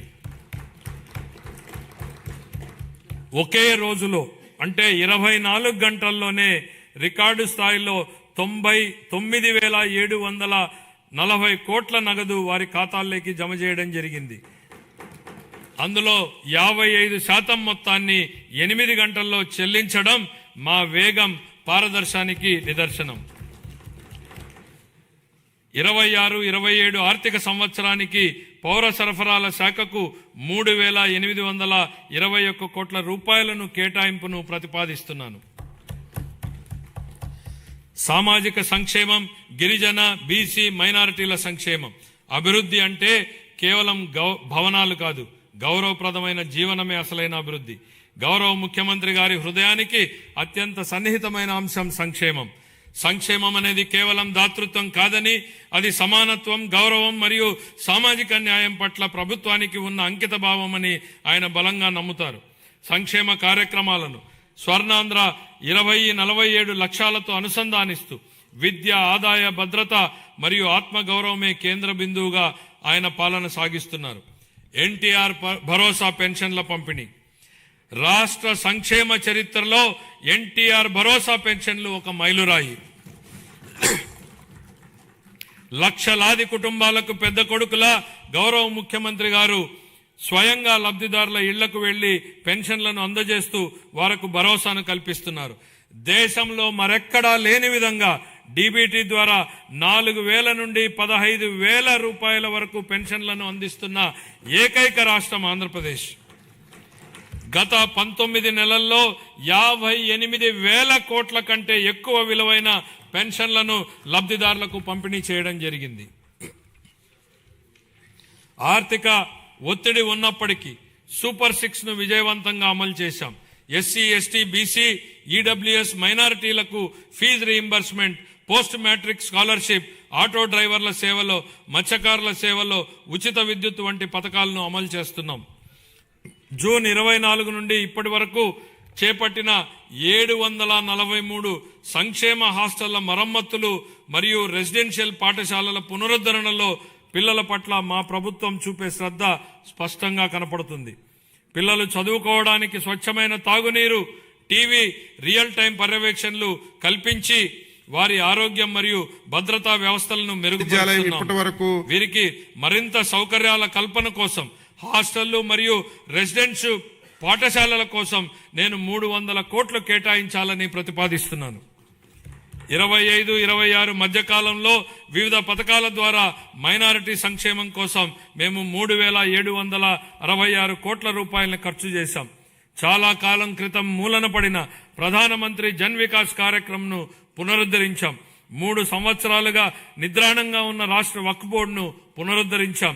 మైనారిటీలకు ఆర్థిక సహాయంలో భాగంగా ఇమాంలకు గౌరవ వేతనం 10,000, మౌజన్లకి 5,000, పాస్టర్లకి 5,000 మరియు చదువులో వెనుకబడిన విద్యార్థులకు ఎంట్రన్స్ కోచింగ్ వంటి కార్యక్రమాల ద్వారా మా ప్రభుత్వం రాష్ట్ర వ్యాప్తంగా మైనారిటీ వర్గాల విద్యా పురోగతి, ఆర్థిక సాధికారత మరియు సామూహిక అంశాలపై దృష్టి సారించింది. ఉన్నత విద్య మరియు వృత్తి విద్యను అభ్యసించే బీసీ విద్యార్థులకు పూర్తి ట్యూషన్ ఫీజు రీయింబర్స్మెంట్, అలాగే పోస్ట్ మెట్రిక్ విద్యార్థులకు నిర్వహణ భత్యం ఇవ్వబడుతుంది. కల్లుగీతు కార్మికులకు మద్యం దుకాణాలలో 10% రిజర్వేషన్లు కల్పించాం. నాయి బ్రాహ్మణుల సెలూన్లకు ఉచిత విద్యుత్తును నెలకు 200 యూనిట్లకు పెంచాం. వడ్డెర కులస్తులకు మైనింగ్ లీజులో 15% రిజర్వేషన్లు మరియు సీనరేజ్ ఛార్జీలపై 50% సబ్సిడీని కల్పించాం. మహిళా సంక్షేమం. డాక్టర్ బిఆర్ అంబేద్కర్ ఇలా అన్నారు, ఒక సమాజం యొక్క పురోగతిని మహిళలు సాధించిన పురోగతి స్థాయి ద్వారా నేను కొలుస్తాను. స్వర్గీయ ఎన్టీ రామారావు గారు మహిళలకు ఆస్తిలో హక్కు, సమాన వాటా కల్పించగా మా ప్రభుత్వం ఉద్యోగాలు మరియు విద్యా సంస్థల్లో మహిళలకు 33% రిజర్వేషన్లను అమలు చేసింది. స్వర్ణాంధ్ర 2047 దార్శనికతను సాధించడంలో మహిళలు ప్రధాన పాత్ర పోషిస్తారు. సంవత్సరానికి ఆశించిన 15% వృద్ధి రేటును సాధించడానికి ఆర్థిక కార్యకలాపాల్లో వారి భాగస్వామ్యాన్ని పెంచడం చాలా ముఖ్యం. గౌరవనీయమైన ముఖ్యమంత్రి 1 సంవత్సరంలో 1,00,000 మంది మహిళా వ్యవస్థాపకులను సృష్టించాలని లక్ష్యంగా పెట్టుకున్నారు. 1 ఫ్యామిలీ 1 ఎంటర్ప్రెన్యూర్ చొరవ కింద స్వయం సహాయక సంఘాల మహిళలను చిన్న మధ్య తరహా వ్యవస్థాపకులుగా మార్చుతున్నారు. జూన్ 24 నుండి మేం ప్రవేశపెట్టిన అనేక సంస్కరణల ద్వారా మహిళలకు అనేక ప్రోత్సాహాలు అందించాము. ప్రస్తుత సంవత్సరంలో మా ప్రభుత్వం 9,958 అంగన్వాడీ కేంద్రాలను అప్గ్రేడ్ చేసింది. 4,687 మినీ అంగన్వాడీ కేంద్రాలను ప్రధాన కేంద్రాలుగా అప్గ్రేడ్ చేశాం. అప్గ్రేడ్ చేయబడిన అంగన్వాడీ కేంద్రాలలో అంగన్వాడీ సహాయకులను నియమించి వంట సౌకర్యాలు మెరుగుపరచబడ్డాయి. ప్రధానమంత్రి జన్మన్ కింద పీవీటీజీ ప్రాంతాలలో 192 కొత్త అంగన్వాడీ కేంద్రాలు మంజూరు చేయబడ్డాయి. ఇవి 26-27లో పూర్తవుతాయి. అంగన్వాడీ కార్యకర్తలు, సహాయకులు మరియు ఆశా కార్యకర్తలు అంగన్వాడీ కేంద్రాల్లోని పిల్లలకు కీలకమైన సేవలు అందిస్తారు. అందుకుగాను వారి సుదీర్ఘ సేవలను గౌరవిస్తూ మా ప్రభుత్వం వారి పదవీ విరమణ సమయంలో గ్రాట్యుటీని అందించడానికి ఉత్తర్వులు జారీ చేసింది. ముఖ్యమంత్రి గారి నాయకత్వంలో వికలాంగ సమగ్ర అభివృద్ధి కోసం ఇంద్రధనస్సు అనే కార్యక్రమం ప్రారంభించబడింది. ఇందులో భాగంగా ఉచిత బస్సు ప్రయాణం, సబ్సిడీ పథకాల పునరుద్ధరణ, క్రీడా శిక్షణ, గృహ నిర్మాణం, వినికిడి లోపం ఉన్నవారికి ప్రత్యేక డిగ్రీ కళాశాల మరియు దివ్యాంగుల భవనాల వంటి ప్రధాన అంశాలు ఉన్నాయి.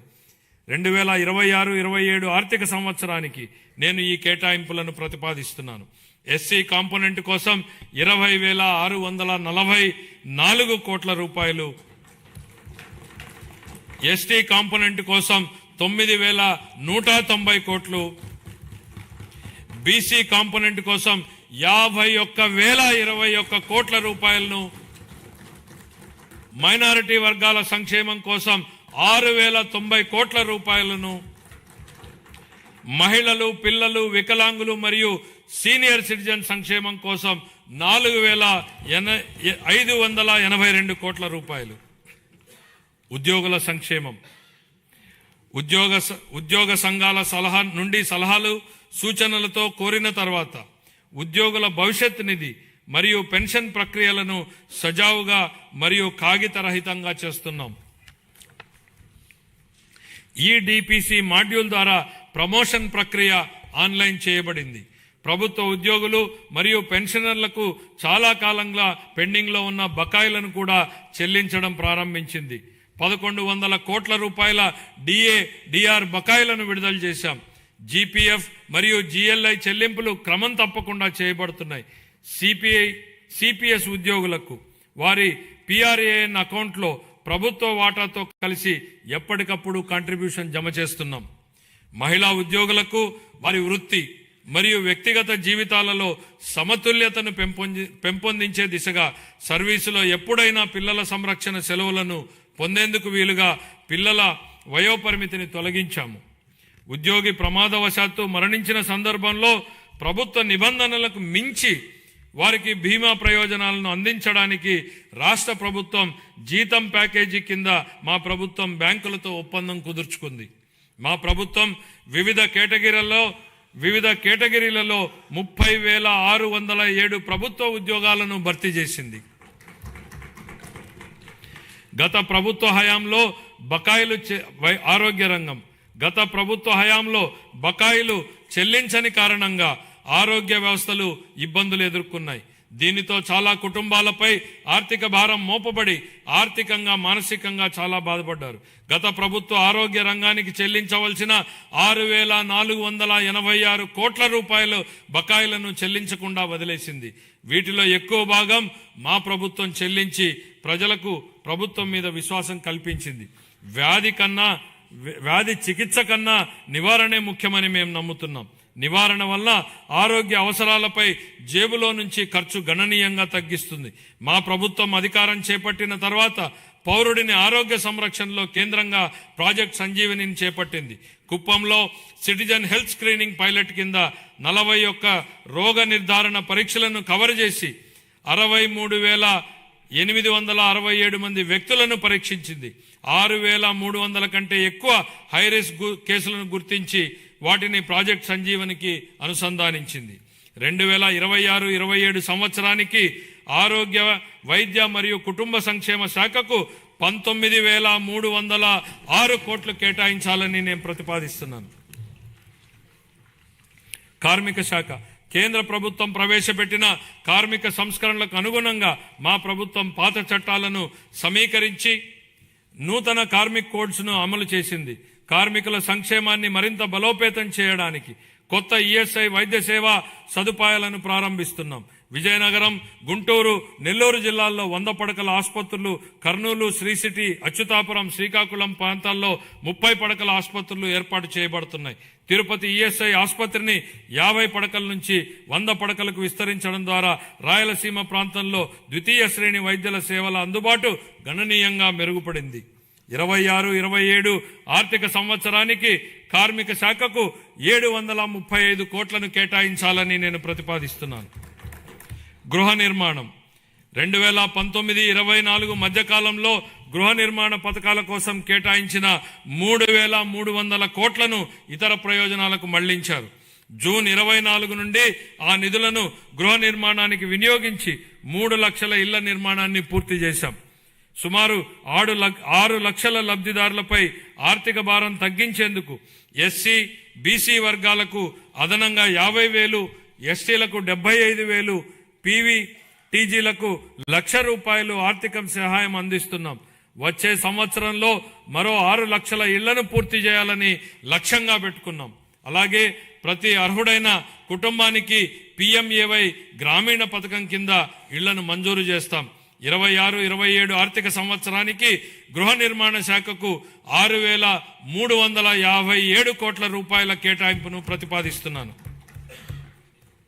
ఎనర్జీ ఆధునిక అభివృద్ధికి ఎనర్జీ ప్రాణాధారం. ఎనర్జీ భద్రత అంటే ఆర్థిక భద్రత. వ్యవసాయం, పరిశ్రమలు, సేవా రంగం, విద్య, ఆరోగ్యం ప్రతి రంగం విశ్వసనీయమైన అందుబాటు ధరల్లో ఉన్న విద్యుత్పై ఆధారపడి ఉంటుంది. గత పాలనలో PPAలను అస్తవ్యస్తంగా రద్దు చేయడం వల్ల అధిక ధరల విద్యుత్ కొనుగోలు చేయాల్సి వచ్చింది. ట్రూ అప్ ఛార్జీల రూపంలో ప్రజలపై భారంగా మారింది. మా ప్రభుత్వం సరైన విద్యుత్ కొనుగోలు విధానాలు, స్వీయ ఉత్పత్తి పెంపు ద్వారా ఈ రంగాన్ని స్థిరీకరించింది. ఫలితంగా టారిఫ్ సవరణలు చేసి లబ్ధిని వినియోగదారులకు అందించగలిగాం. ప్రస్తుత సంవత్సరంలో వ్యవసాయ విద్యుత్ సబ్సిడీగా 11,000 కోట్లకు పైగా విడుదల చేసి 22.5 లక్షల మంది రైతులకు లబ్ధి చేకూర్చాం. అలాగే ఆక్వా టారిఫ్ సబ్సిడీగా 890 కోట్ల రూపాయలను విడుదల చేసి 48,500 మంది ఆక్వా వినియోగదారులకు మద్దతు ఇచ్చాం.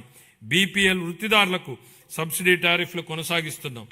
సమగ్ర స్వచ్ఛ ఇంధన విధానం కింద 24 నుండి 2.88 లక్షల కోట్ల విలువైన 55 ప్రాజెక్టులను మంజూరు చేశాం. ఇందులో 15.5 గిగావాట్ల సౌరశక్తి, 4.86 వాయుశక్తి, 17.7 గిగావాట్ల పంపుడు స్టోరేజ్ ప్రాజెక్టులను, 1 MMATPA గ్రీన్ హైడ్రోజన్ వంటి ప్రాజెక్టులు ఉన్నాయి. 26-27 ఆర్థిక సంవత్సరానికి గాను ఎనర్జీ శాఖకు 13,934 కోట్ల రూపాయలను కేటాయించాలని ప్రతిపాదిస్తున్నాను. రవాణా, రహదారులు మరియు భవనాలు. గత పాలనలో రహదారుల దుస్థితి కారణంగా ప్రజలు తీవ్ర ఇబ్బందులు పడ్డారు. గుంతలతో నిండిన రహదారులు ప్రమాదాలకు దారితీశాయి. మా ప్రభుత్వం అన్ని వర్గాల రహదారుల మెరుగుదలకు విస్తృతంగా చర్యలు చేపట్టింది. ఈ సంవత్సరం 2,499 కోట్లతో 6,030 కిలోమీటర్ల రహదారులను అభివృద్ధికి మంజూరు చేయడం జరిగింది.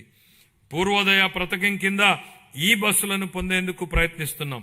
అదనంగా PM ఈ బస్ సేవా పథకం కింద 11 ప్రధాన నగరాల్లో 750 ఎలక్ట్రిక్ బస్సులను ప్రవేశపెడతాము.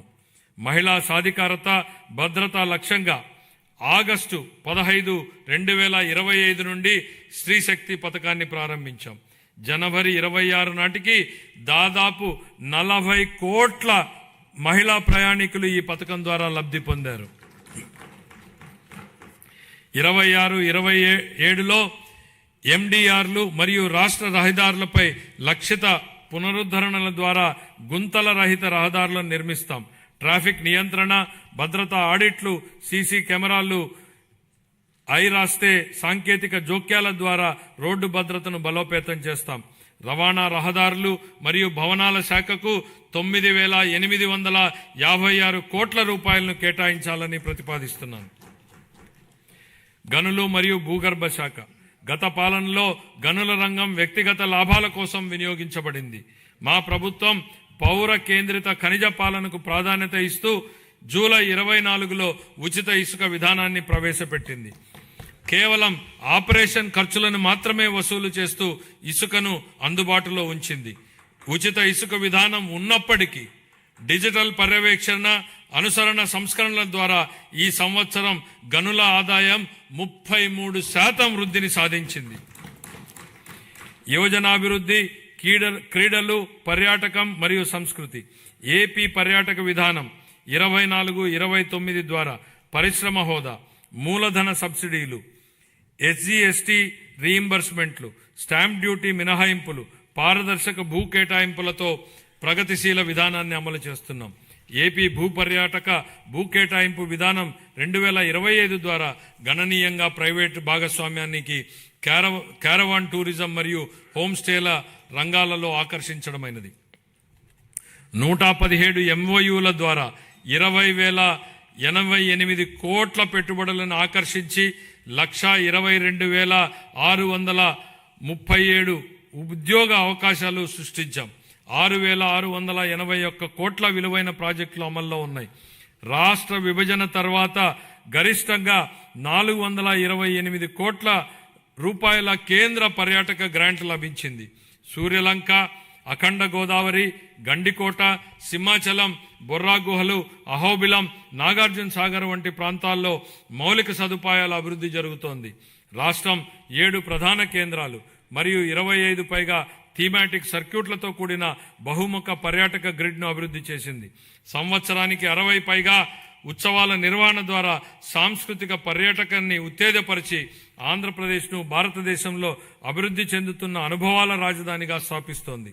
తిరుపతిని ప్రపంచ స్థాయి పర్యాటక గమ్యస్థానంగా తీర్చిదిద్దేందుకు కేంద్ర ప్రభుత్వంతో సమన్వయంతో చేస్తూ మౌలిక సదుపాయాలను బలోపేతం చేస్తామని మీకు తెలియజేయడానికి సంతోషిస్తున్నాను.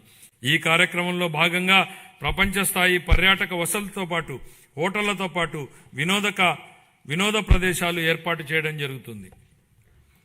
గోదావరి పుష్కరాల సందర్భంగా యాత్రికులకు భద్రతతో కూడిన ఆధ్యాత్మిక అనుభవం కల్పించేందుకు సమగ్ర ఏర్పాట్లు చేస్తున్నాం. దీనికి ప్రారంభంగా 60 కోట్లను కేటాయించాలని ప్రతిపాదిస్తున్నాం. 26-27 ఆర్థిక సంవత్సరానికి గాను యోజనాభివృద్ధి, పర్యాటకం మరియు సంస్కృతి శాఖకు 439 కోట్ల రూపాయల కేటాయింపును ప్రతిపాదిస్తున్నాను. ఖాతాలు 24-25 ఆంధ్రప్రదేశ్ రాష్ట్రానికి సంబంధించి ఆర్థిక లెక్కలను కంట్రోలర్ అండ్ ఆడిటర్ జనరల్ పరిధిలోని అకౌంటెంట్ జనరల్ కార్యాలయం వారు ఖరారు చేసిన ప్రకారం 24-25 ఆర్థిక సంవత్సరానికి ఆదాయ లోటు 60,285 కోట్లు, ఆర్థిక లోటు 81,362గా నమోదయ్యాయి. ఇవి రాష్ట్ర స్థూల దేశీయోత్పత్తిలో జీఎస్డీపీలో వరుసగా 3.79% మరియు 5.11%గా ఉన్నాయి. సవరించిన అంచనాలు 25-26 ఆర్థిక సంవత్సరానికి సవరించిన అంచనాల ప్రకారం రెవెన్యూ వ్యయం 2,38,021 కోట్ల రూపాయలు కాగా మూలధన వ్యయం 39,498 కోట్ల రూపాయలు. రెవెన్యూ లోటు సుమారు 41,118 కోట్లు రూపాయలు కాగా ఇదే కాలానికి ద్రవ్య లోటు సుమారు 80,567 కోట్ల రూపాయలుగా ఉంది. ఇవి రాష్ట్ర స్థూల దేశీయోత్పత్తిలో వరుసగా 2.33% మరియు 4.57%గా ఉన్నాయి. బడ్జెట్ అంచనాలు 26-27 ఆర్థిక సంవత్సరానికి మొత్తం 3,32,205 కోట్ల రూపాయలను ప్రతిపాదిస్తున్నాను. అందులో ఆదాయ వ్యయం 2,56,143 కోట్ల రూపాయలు, మూలధన వ్యయం 53,915 కోట్లుగా అంచనా వేయబడింది. ఆదాయ లోటు సుమారు 22,002 కోట్లు కాగా ఆర్థిక లోటు సుమారు 75,868 కోట్లుగా ఉండవచ్చని అంచనా. ఇవి రాష్ట్ర స్థూల దేశీయోత్పత్తిలో వరుసగా 1.88 మరియు 3.84%గా ఉండనున్నాయి. ముగింపు. ఈరోజు మనం ఎంచుకున్న మార్గాలే రేపటి మన భవిష్యత్తును నిర్ణయిస్తాయి. ఈ స్ఫూర్తికి ఈ బడ్జెట్ అర్థం పడుతోంది. ఇది కేవలం మన రాష్ట్రాన్ని రేపటి కోసం సిద్ధం చేసేందుకు ఉద్దేశించింది మాత్రమే కాదు, భవిష్యత్ తరానికి మేలు బాటలు పరిచే బడ్జెట్. ఇది ఆకాంక్షల్ని బాధ్యతల్ని సమతుల్యం చేస్తుంది. ఈ బడ్జెట్ కేవలం వృద్ధి లెక్కలు చెప్పేది మాత్రమే కాదు, ఇది రాష్ట్ర భవిష్యత్ ఆర్థిక గమనాన్ని లక్ష్యాన్ని బలంగా చాటి చెబుతుంది. ఇది కేవలం తాత్కాలిక ఉపశమనం కలిగించేది కాదు, దీర్ఘకాలిక లక్ష్యాల సాధనకు ఉద్దేశించిన దార్శనిక పత్రం. ఆంధ్రప్రదేశ్ను భవిష్యత్ సవాళ్లకు ధీటుగా బలమైన స్వావలంబన కలిగిన రాష్ట్రంగా తీర్చిదిద్దేందుకు రూపొందించిన బడ్జెట్ ఇది. రాష్ట్రం ఇకపై సాగించబోయే ప్రయాణానికి క్రమశిక్షణ, సాహసోపేత నిర్ణయాలు, సమిష్టి కృషి అవసరం. లక్ష్య సాధనలో ఖచ్చితంగా విజయం సాధిస్తామన్న భరోసాతో ఉన్నాం. ఎందుకంటే మన కలలను సాకారం చేయడంలో తిరుగులేని నాయకుడు, దార్శనికుడు శ్రీ చంద్రబాబు నాయుడు గారి నాయకత్వం ఉంది. భారతదేశాన్ని అగ్రస్థానంలో నిలబెట్టేందుకు, తిరుగులేని శక్తిగా తీర్చిదిద్దేందుకు అవిశ్రాంత కృషి చేస్తున్న ప్రధాని శ్రీ నరేంద్ర మోడీ గారి అండదండలు, ఉప ముఖ్యమంత్రి శ్రీ పవన్ కళ్యాణ్ గారి విశ్వసనీయ భాగస్వామ్య సహకారం మరింత ఉత్సాహంతో లక్ష్యాన్ని చేరేలా ప్రేరణనిస్తాయి. ఆ నాయకులిచ్చే స్ఫూర్తి మనల్ని మెరుగైన భవిష్యత్తు వైపు నడిపిస్తుంది. ప్రజలు వేసే ప్రతి ఓటులో వారి ఆశలు, ఆకాంక్షలు నిక్షిప్తమై ఉంటాయి. ప్రతి ఓటు వెనుక ప్రజల ఆకాంక్షల్ని మనం నిరంతరం గుర్తుపెట్టుకోవాలి. వాటిని సాకారం చేసేందుకు ప్రతిరోజు, ప్రతి క్షణం మనం కృషి చేయాలి. పరిపాలన అంటే అధికారం చెలాయించడం కాదు, ప్రజలకు సేవ చేయడం. ఈ బడ్జెట్ను మనం దీని పరిణామాన్ని బట్టి కాకుండా ఎంత నిబద్ధతతో దీన్ని అమలు చేశామన్న దాన్ని బట్టి చూడాలి. దీనిలో చేసిన ప్రకటనల్ని బట్టి కాకుండా అవి ప్రజల జీవితాలపై ఎలాంటి ప్రభావాన్ని చూపాయన్న దాన్ని బట్టి గుర్తుపెట్టుకోవాలి. ప్రజలు మాపై ఉంచిన అచంచల విశ్వాసానికి కృతజ్ఞతలు తెలియజేస్తూ, వారికి సేవ చేసే భాగ్యాన్ని మాకు కల్పించినందుకు ధన్యవాదాలు తెలియజేస్తూ ఈ బడ్జెట్ను గౌరవ సభ ఆమోదం కోసం సమర్పిస్తున్నాను. జై ఆంధ్రప్రదేశ్, జై హింద్.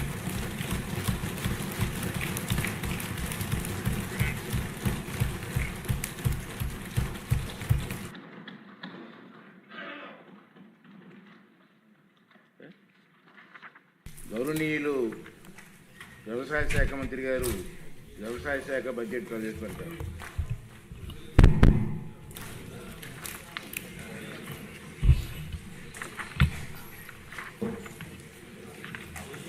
గౌరవ సభాపతి, గౌరవ ముఖ్యమంత్రి వర్యులు, గౌరవ ఉప ముఖ్యమంత్రి వర్యులు, గౌరవ సహచర మంత్రివర్గ సభ్యులు, గౌరవ సభ్యులందరికీ నా హృదయపూర్వక నమస్కారాలు.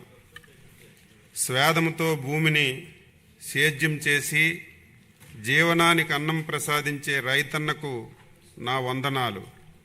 దేశానికి ఆహార భద్రతను అందిస్తూ అహర్నిశలు శ్రమించే రైతన్నలకు హృదయపూర్వక నమస్కారాలు అర్పిస్తూ మూడవసారి వ్యవసాయ బడ్జెట్ను ఈ గౌరవ సభలో ప్రవేశపెట్టే అవకాశాన్ని కల్పించిన గౌరవ ముఖ్యమంత్రి శ్రీ నారా చంద్రబాబు నాయుడు గారికి నా కృతజ్ఞతలు తెలియజేస్తున్నాను. వ్యవసాయ ప్రధానమైన మన రాష్ట్రంలో 62% జనాభా వ్యవసాయం అనుబంధ కార్యకలాపాలపై ఆధారపడి ఉన్నారు. వ్యవసాయం లాభసాటిగా మారితేనే గ్రామీణ ఆర్థిక వ్యవస్థ బలపడుతుంది. గ్రామీణ ఆర్థిక వ్యవస్థ బలంగా ఉంటేనే రాష్ట్రం ఆర్థికంగా సుభిక్షంగా ఉంటుంది. రాష్ట్ర ఆర్థిక సౌధానికి మూల స్తంభంగా నిలిచిన వ్యవసాయ రంగాన్ని మరింత పటిష్టం చేసి రైతును రాజుగా నిలబెట్టాలనే సంకల్పంతో గౌరవ ముఖ్యమంత్రి శ్రీ గారి నాయకత్వంలో ఎన్డీఏ ప్రభుత్వంలో వ్యవసాయ అనుబంధ శాఖలు మరింత పురోగతి సాధిస్తున్నాయి. యువత వ్యవసాయం వైపు మరలాలి అంటే వ్యవసాయం లాభదాయ వృత్తిగా మారాలి. రైతును రాజుగా చేయడానికి గౌరవ ముఖ్యమంత్రి గారు రైతన్న మీకోసం కార్యక్రమాన్ని ప్రారంభించారు. ఇందులో పంచసూత్రాలైన నీటి భద్రత, డిమాండ్ ఆధారిత పంటలు, అగ్రిటెక్, ఫుడ్ ప్రాసెసింగ్, ప్రభుత్వం నుంచి మద్దతు అనే అంశాలకి అధిక ప్రాధాన్యత కల్పించి రైతు సంక్షేమం కోసం ప్రభుత్వం కట్టుబడి పనిచేస్తుంది. అందుకు ఆంధ్రప్రదేశ్ ప్రభుత్వం స్వర్ణాంధ్ర 2047 సాధన కోసం రూపొందించినటువంటి 10 సూత్రాల్లో వ్యవసాయ రంగానికి సంబంధించి ఫార్మర్ అగ్రిటెక్ ముఖ్యమైనటువంటి సూత్రం ఉంది. Deep technology, artificial intelligence, internets of things, drones, robotics, ఉపగ్రహ ఆధారిత వ్యవస్థల వంటి ఆధునిక సాంకేతికల ద్వారా వ్యవసాయాన్ని లాభసాయకంగా మార్చడానికి అధిక ఆదాయ రంగంగా తీర్చిదిద్దేందుకు గౌరవ ముఖ్యమంత్రి గారు దిశానిర్దేశం చేస్తున్నారు. ఆహారపు అలవాట్లలో వచ్చిన మార్పుల ఆధారంగా డిమాండ్ ఆధారిత పంటలను రైతులు సాగు చేసేలా తగు చర్యలు తీసుకోవాలని ఆదేశించారు. ఒకప్పుడు ప్రజలకి 3 పూట్ల తిండి దొరికితే చాలు ఆ ప్రభుత్వాలు అత్యంత ప్రభావవంతమైనటువంటి ప్రభుత్వాలుగా భావించబడేవి. కానీ నేడు అంతకు మించి మన విజనరీ సీఎం గారు పురుగు మందులు, ఎరువుల అవశేషాలు లేని అధిక పోషక విలువలు కలిగిన పంటలను సాగు చేసి ప్రధాన లక్ష్యంతో వ్యవసాయ రంగాన్ని నడిపించడం జరుగుతుంది. అందుకు ప్రకృతి వ్యవసాయం, డిజిటల్ పద్ధతులు పాటించడం, సాంప్రదాయ పంటల నుంచి అధిక ఆదాయం చేకూర్చే పంటల సాగు వైపు పంటలను మార్పిడి ప్రోత్సహించడం, పండిన పంటలకు గిట్టుబాటు ధర కల్పించడం, పంట కోత అనంతర నష్టాలను తగ్గించడం, తద్వారా అధిక విలువలు జోడించడం ఈ ప్రభుత్వం యొక్క ప్రాధాన్యతలుగా స్వీకరించాం. రైతు కన్నీరు దేశానికి అవమానమని దాశరథి గారు చేతికి వచ్చే పంటను కాపాడుకోవడానికి చినుకు కోసం రైతు ఆకాశం వైపు ఆశగా చూసే దౌర్భాగ్యం పోవాలి. వ్యవసాయం ఋతుపవనాలతో జోదమనే నాడును పోవాలి. అందుకు మా విజనరీ సీఎం గారు ముందు చూపుతో అటు స్థిరమైన సాగునీటి సౌకర్యాల కల్పనకు మరియు బిందు సేద్యంపై ప్రత్యేక దృష్టి సారించారు. పోలవరం, పట్టిసీమ, హంద్రీనెవ, ఉత్తరాంధ్ర సుజల స్రవంతి, వంశధార నాగావళి అనుసంధానం, తోటపల్లి మహేంద్ర తనయ, చింతలపూడి ఎత్తిపోతల పథకం, వంశధార పేజ్ 1 and 2, శ్రీశైలం, ధవళేశ్వరం గేట్లు పునరుద్ధరణ, వెలుగొండ, తారక రామ సాగర తీర్థం వంటి ప్రాజెక్టులు పూర్తి చేసి ప్రతి ఎకరానికి సాగునీరు అందించేందుకు చర్యలు తీసుకుంటున్నాం. ఆంధ్రప్రదేశ్ రాష్ట్రం GSDP 17,62,350 కోట్ల రూపాయలు 2025-26 మొదటి ముందస్తు అంచనా ప్రస్తుత ధరలో నమోదు కాగా వ్యవసాయ రంగం వాటా 33.2%తో 5,39,454 కోట్ల రూపాయలు అందించింది.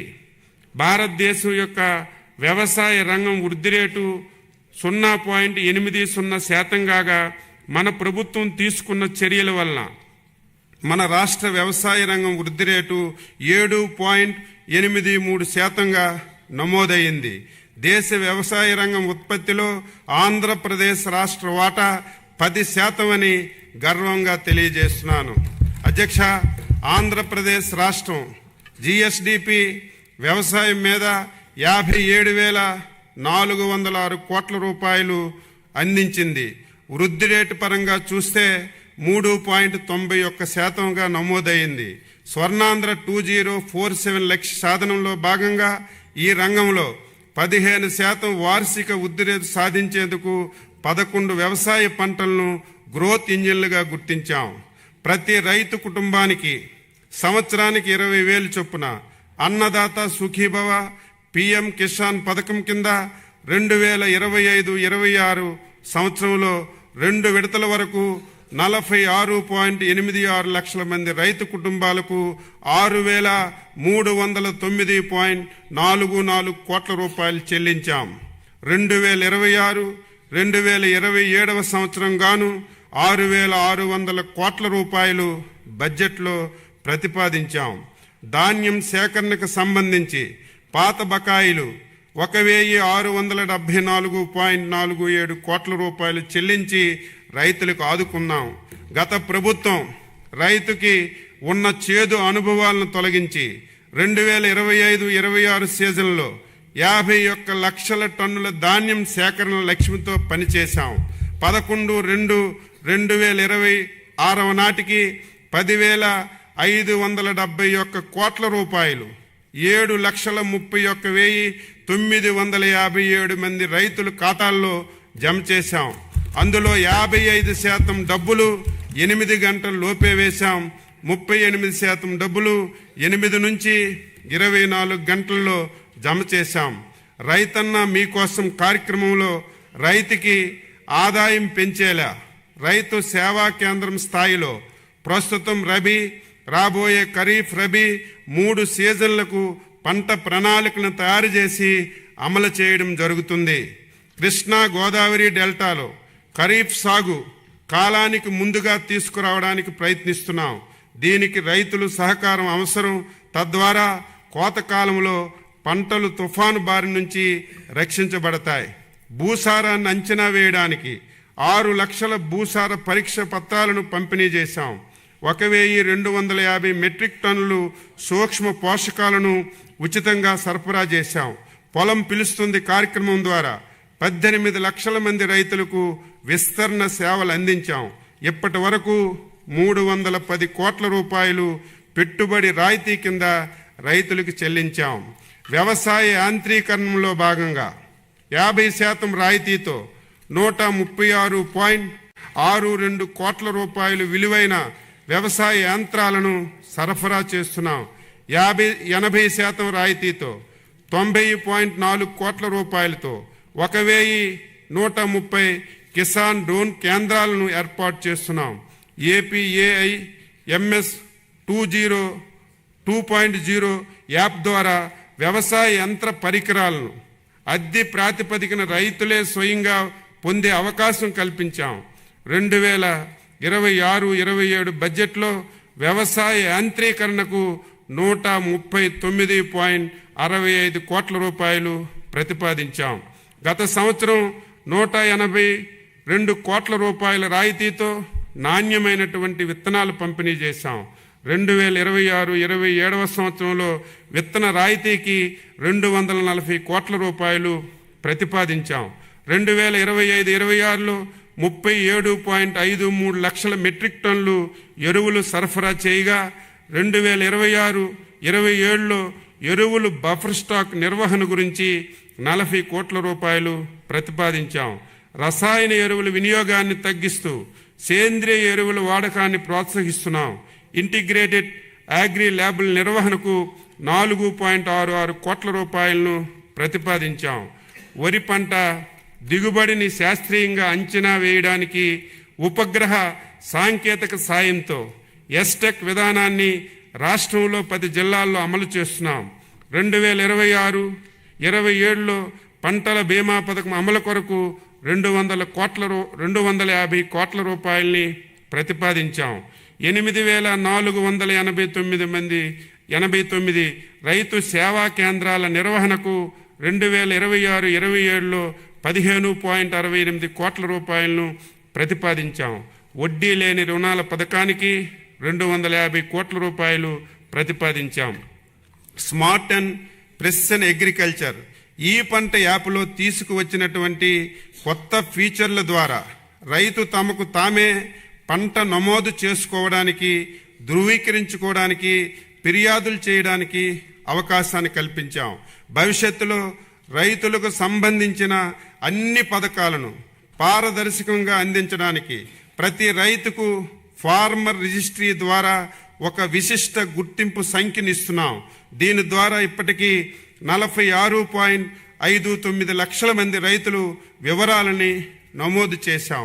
పంటల ఆరోగ్య పర్యవేక్షణలో భాగంగా 40 లక్షల రైతులకు పంట దశలో చీడపీడల హెచ్చరికలు, వాతావరణ సూచనలు మరియు నివారణ చర్యలపై 5 కోట్ల SMSలు పంపి పంట నష్టాన్ని తగ్గించడంలో సహకరించాం.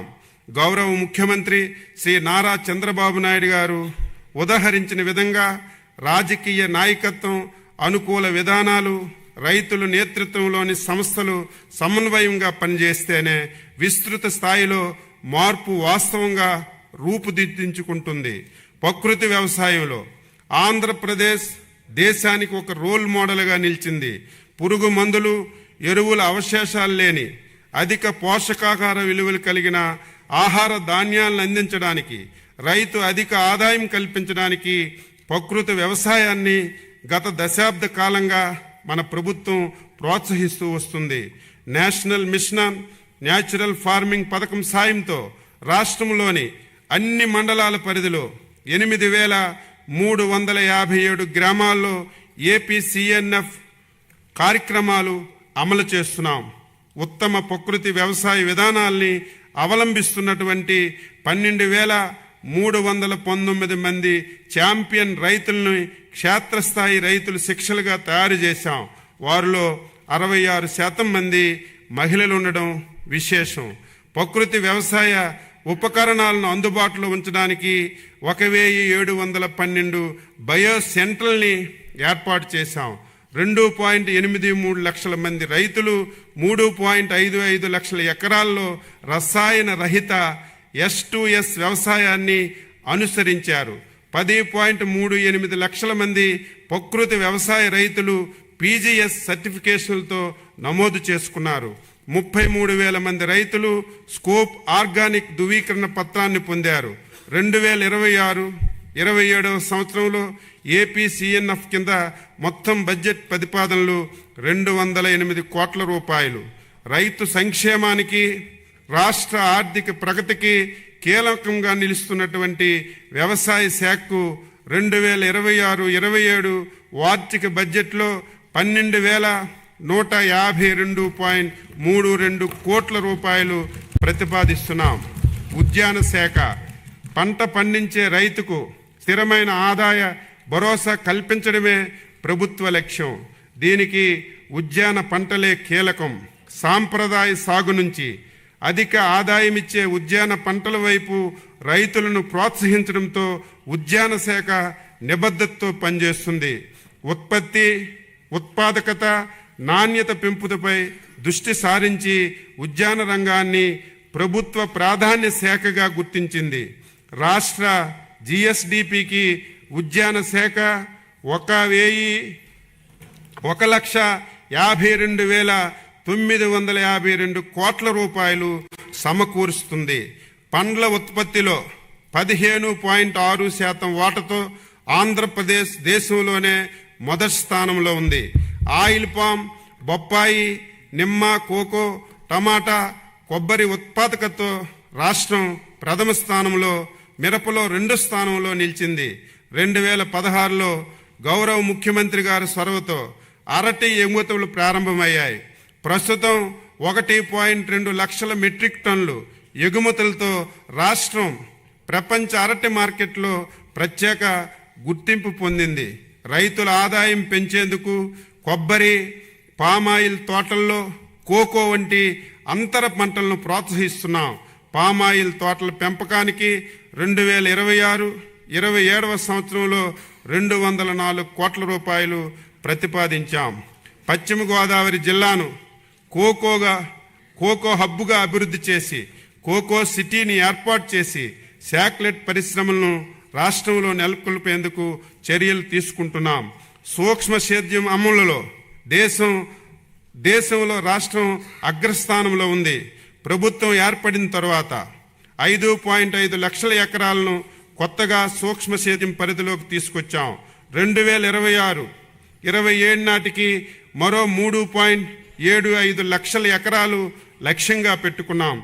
ఆటోమేషన్ విధానం ద్వారా 18,750 ఎకరాలను ఈ ఏడాది సబ్సిడీ అందించి నీరు, ఎరువులు ఆదాతో పాటు రైతు అధిక ఆదాయం కల్పిస్తున్నాం. 2026-27వ సంవత్సరంలో 475 కోట్ల రూపాయలు ప్రతిపాదించాం. పంటల వైవిధ్యం ద్వారా 2026-27లో సాంప్రదాయ పంటల నుంచి ఉద్యాన వాణిజ్య పంటల కింద 5 లక్షల ఎకరాలను మార్చాలని లక్ష్యంగా పెట్టుకున్నాం. 2026-27లో సమగ్ర ఉద్యాన అభివృద్ధి పథకానికి 176.50 కోట్ల రూపాయలు ప్రతిపాదించాం. రాయలసీమను గ్లోబల్ హార్టికల్చర్ హబ్గా తీర్చిదిద్దేందుకు 1,00,000 కోట్ల విలువైనటువంటి ప్రాజెక్టును ప్రైవేట్ పెట్టుబడులు, కేంద్ర సహాయంతో అమలు చేయడానికి ప్రణాళికలు సిద్ధమయ్యాయి. ఇందులో ప్రభుత్వం వాటా 30,000 కోట్ల రూపాయలు కాగా ఉద్యాన అభివృద్ధికి 15,000 కోట్ల రూపాయలు వెచ్చిస్తున్నాం. 8 రాయలసీమ జిల్లాలతో పాటు ప్రకాశం, మార్కాపురం జిల్లాల్లో 22 ప్రధాన ఉద్యాన పంటలపై దృష్టి సారించి నాణ్యమైన మొక్కలను సరఫరా నుంచి ఎగుమతుల వరకు సమగ్ర అభివృద్ధి చేయనున్నాం. ఈ ప్రాజెక్టు ద్వారా ఉద్యాన విస్తీర్ణాన్ని 8.4 లక్షల హెక్టార్ల నుంచి 14.4 లక్షల హెక్టార్లకు పెంచడం లక్ష్యంగా పెట్టుకున్నాం. రాబోయే 3 సంవత్సరాల్లో 6 లక్షల హెక్టార్లు, ప్రతి సంవత్సరం 2 లక్షల హెక్టార్ల చొప్పున విస్తరణ చేస్తున్నాం. సూక్ష్మ సేద్యం, కోత అనంతరం మౌలిక వసతులు, మార్కెటింగ్, బ్రాండింగ్, ప్రాసెసింగ్, ఎగుమతులు ప్రోత్సాహం ద్వారా ఆదాయం పెంచే ఈ ప్రాజెక్టు లక్ష్యం. 2026-27 సంవత్సరంలో ఉద్యాన శాఖకి 1123.86 కోట్ల రూపాయల బడ్జెట్లో ప్రతిపాదిస్తూ రైతు సంక్షేమం మరియు రాష్ట్ర ఆర్థిక వృద్ధికి ఉద్యాన రంగాన్ని అభివృద్ధి చేస్తున్నాం. పట్టు పరిశ్రమ శాఖ సాంప్రదాయబద్ధంగా పట్టు ఉత్పత్తి చేసే రాష్ట్రాల్లో ఆంధ్రప్రదేశ్ 2వ అతిపెద్ద రాష్ట్రం. రాష్ట్రంలో 1.52 లక్షల ఎకరాల్లో పట్టు సాగు చేస్తున్నారు. 2025-26లో 90% రాయితీతో షెడ్యూల్ తెగలు పట్టు రైతులకు 2.98 కోట్ల రూపాయలు, షెడ్యూల్ కులాల పట్టు రైతులకు 1.92 కోట్ల రూపాయలు ఖర్చు చేయడమైంది. 2026-27లో పట్టు పరిశ్రమ శాఖకు 95.87 కోట్ల రూపాయలు బడ్జెట్లో ప్రతిపాదించాం. వ్యవసాయ మార్కెటింగ్ శాఖ రైతు శ్రమ దోపిడీకి గురి కాకూడదని, ఆయన శ్రమ సంపదగా మారాలి. మార్కెటింగ్ శాఖ రైతులకు సరైనటువంటి ధర కల్పించడానికి, ధరలు స్థిరీకరించడానికి కృషి చేస్తుంది. రాష్ట్రం మొత్తం 129 రైతు బజార్లున్నాయి. మరో 11 రైతు బజార్లు పురోగతిలో ఉన్నాయి. డిజిటల్ రైతు బజార్లను ప్రారంభించి ఇంటి వద్దకే నాణ్యమైనటువంటి కూరగాయలను సరసమైనటువంటి ధరలకు సరఫరా చేస్తున్నాం. ప్రస్తుతం మార్కెట్లో టమోటా ధరలు తగ్గడంతో రైతులను ఆదుకోవడం కోసం నో లాస్ నో ప్రాఫిట్ కింద టమాటాలను సేకరించి రైతు బజార్లో అమ్ముతున్నాం. దీనికి అదనంగా 8 జిల్లాల్లో, ప్రధాన పట్టణాల్లో మొబైల్ రైతు బజార్ల ద్వారా టమాటా అమ్మకాన్ని ప్రారంభించాం. రాష్ట్రంలో 5 ప్రాంతాల్లో విశాఖపట్నం ఎంవిపి కాలనీ, గోపాలపట్నం, విజయవాడ, గుంటూరు, తిరుపతిలో పీపీపీ పద్ధతిలో అత్యాధునిక రైతు బజార్లు నిర్మిస్తున్నాం.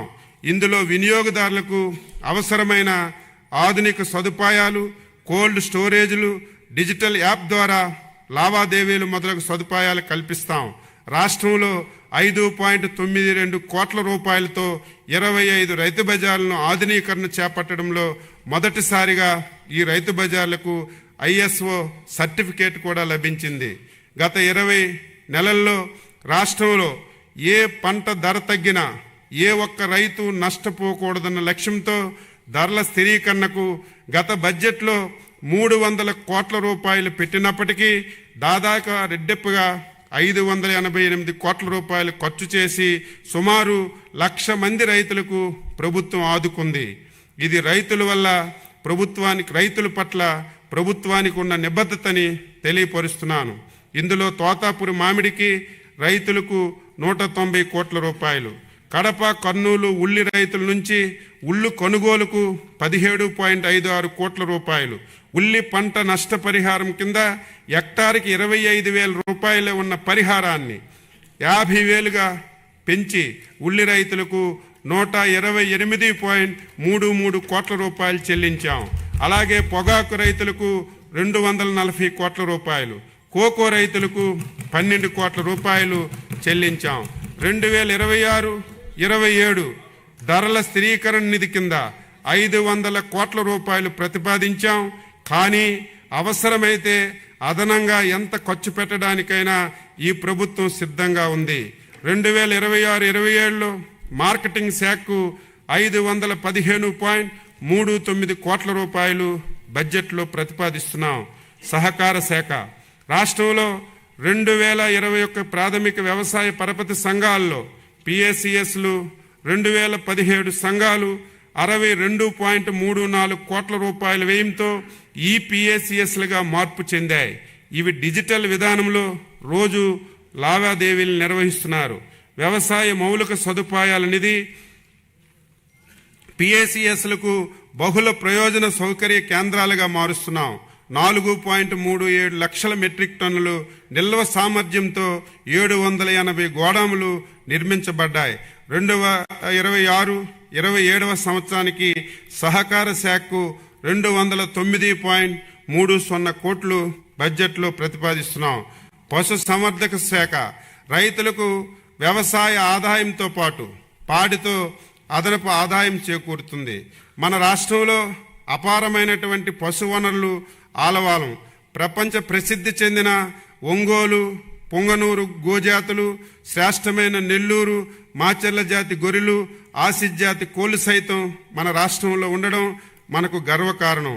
గౌరవ ముఖ్యమంత్రి గారి ప్రోత్సాహంతో పశు పోషకులకు అత్యంత ప్రాధాన్యమిస్తూ 2026-27 సంవత్సరం నాటికి దేశంలో పాలు, మాంసం, గుడ్లు ఉత్పత్తిలో మొదటి 3 స్థానాల్లో నిలవాలని మన ప్రభుత్వం లక్ష్యంగా పెట్టుకుంది. 2025-26 ఆర్థిక సంవత్సరంలో సాధించినటువంటి ప్రగతి రాష్ట్రంలో మొట్టమొదటిసారిగా ఈ ప్రభుత్వం వచ్చాక 13,750 పశు ఆరోగ్య శిబిరాలను నిర్వహించి 7.34 లక్షల పశువులకు చికిత్స అందించడం జరిగింది. రాష్ట్రంలో 26.55 లక్షలకు పైగా కృత్రిమ గర్భధారణలు చేశాం. లింగ నిర్ధారిత వీర్యనాళికల పంపిణీ ద్వారా 9,793 పెయ్యి దూడలను ఉత్పత్తి చేయడం జరిగింది. పశువుల ఆరోగ్య పరిరక్షణకు ఈ సంవత్సరంలో 3.68 కోట్ల వ్యాధి నిరోధక టీకాలు వేశాం. అలాగే 1,071 కోట్ల గొర్రెలు, మేకలు నట్ట నివారణ మందులు వేసి పశు సంపద ఆరోగ్యాన్ని మరింత బలోపేతం చేశాం. పశు పోషణలకు 1,826 మెట్రిక్ టన్నులు నాణ్యమైన పశుగ్రాస విత్తనాలు, అలాగే 10,007 మెట్రిక్ టన్నులు పశుదానాను సరఫరా చేయడం జరిగింది. ఉపాధి హామీ పథకం అనుసంధానంతో 36,016 గోకులాలు మంజూరు చేశాం. బహుళ వార్షిక పశుగ్రాస సాగు పథకం ద్వారా 8,193 ఎకరాల్లో పశుగ్రాసాలని అందుబాటులో తెస్తున్నాం. 2026-27 ఆర్థిక సంవత్సరంలో ప్రతిపాదనలు: షెడ్యూల్ కులాలు, షెడ్యూల్ తెగలు, పేద పశుపోషకులకు 50,000 గోకులాలను నిర్మించాలని ప్రతిపాదించాం. 100% రాయితీతో 2.65 లక్షల ఎకరాల్లో బహువార్షిక పశు గోశాలను అభివృద్ధికి ప్రతిపాదిస్తున్నాం. వీధి పశువులకు రక్షణ కొరకు 10 లక్షల రూపాయల యూనిట్ ఖరీదుతో జిల్లాలో 5 చొప్పున ఉపాధి హామీ పథకం నిధులు అనుసంధానంతో గోశాలను నిర్మించాలని ప్రతిపాదించాం. పశుగ్రాస భద్రత కొరకు 22 కోట్ల రూపాయలు ప్రతిపాదించాం. రాయితీపై పాలు పితుకు యంత్రాలు, గడ్డి కత్తిరించే యంత్రాలు, మాగుడి గడ్డి తయారీ యంత్రాలు, పశుదాన, మాగుడు గుడ్డి, పశుగ్రాస విత్తనాలు, ఖనిజ లవణ మిశ్రమాలు సరఫరా చేయడం జరుగుతుంది. పశు బీమా వేయించినటువంటి పశువులకు మరణించినట్లయితే పరిహారం చెల్లించడం జరుగుతుంది. 380 పశు వైద్యశాలల మరమ్మతులకు 400 కొత్త పశు వైద్యశాలల నిర్మాణ దశల వారీగా చేపడతాం. మనుషులకు ఆధారం ఉన్నట్లుగా పశువులకు గుర్తింపుకు గో ఆధార్ పథకాన్ని తీసుకువస్తున్నాం. ఫింగర్ ప్రింట్ వలె పశువుల చర్మం మీద కూడా గుర్తింపు నమోదు చేస్తున్నాం. దీని ఆధారంగా పశువుల బీమా ఇతర పథకాలు వర్తిస్తాయి. 2026-27 సంవత్సరంలో పశు సంవర్ధక శాఖకు 1121.26 కోట్ల రూపాయలు బడ్జెట్లో ప్రతిపాదిస్తున్నాం. మత్స్యశాఖ చేపల ఉత్పత్తిలో ఆంధ్రప్రదేశ్ 29% వాటాతో, సముద్ర ఉత్పత్తుల్లో ఎగుమతుల్లో 34% వాటాతో దేశంలోనే ప్రథమ స్థానంలో ఉంది. సుమారు 75% రొయ్యల ఉత్పత్తి మన రాష్ట్రం నుంచే జరుగుతుంది. 2025-26కు 66.62 లక్షల మెట్రిక్ టన్నులు లక్ష్యానికి గాను జనవరి 2026 నాటికే 53.25 లక్షల మెట్రిక్ టన్నుల ఉత్పత్తిని సాధించాం. 2025-26 సంవత్సరానికి మత్స్యరంగంలో 19% వృద్ధి సాధించగలిగామని అంచనా వేయడమైంది. 2026-27 సంవత్సరానికి 27% వృద్ధి రేటు సాధించాలని లక్ష్యంగా పెట్టుకున్నాం. జోన్ నాన్ జోన్ సంబంధం లేకుండా అర్హులైనటువంటి ఆక్వా రైతులకు యూనిట్కి ₹50 చొప్పున విద్యుత్తుని సరఫరా చేస్తున్నాం. 2025-26 సంవత్సరం డిసెంబర్ 2025-2026 వరకు ఆక్వాకల్చర్ రైతులకు విద్యుత్ సబ్సిడీగా 627 కోట్ల రూపాయలు ఖర్చు చేయబడింది. 2026-27 సంవత్సరానికి అవసరమైన సబ్సిడీ మొత్తం 1,145 కోట్ల రూపాయలు అంచనా వేయబడింది. ప్రస్తుత సంవత్సరంలో ఇప్పటి వరకు 2,705 కొత్త ఆక్వా కనెక్షన్లు కూడా ఇవ్వబడ్డాయి.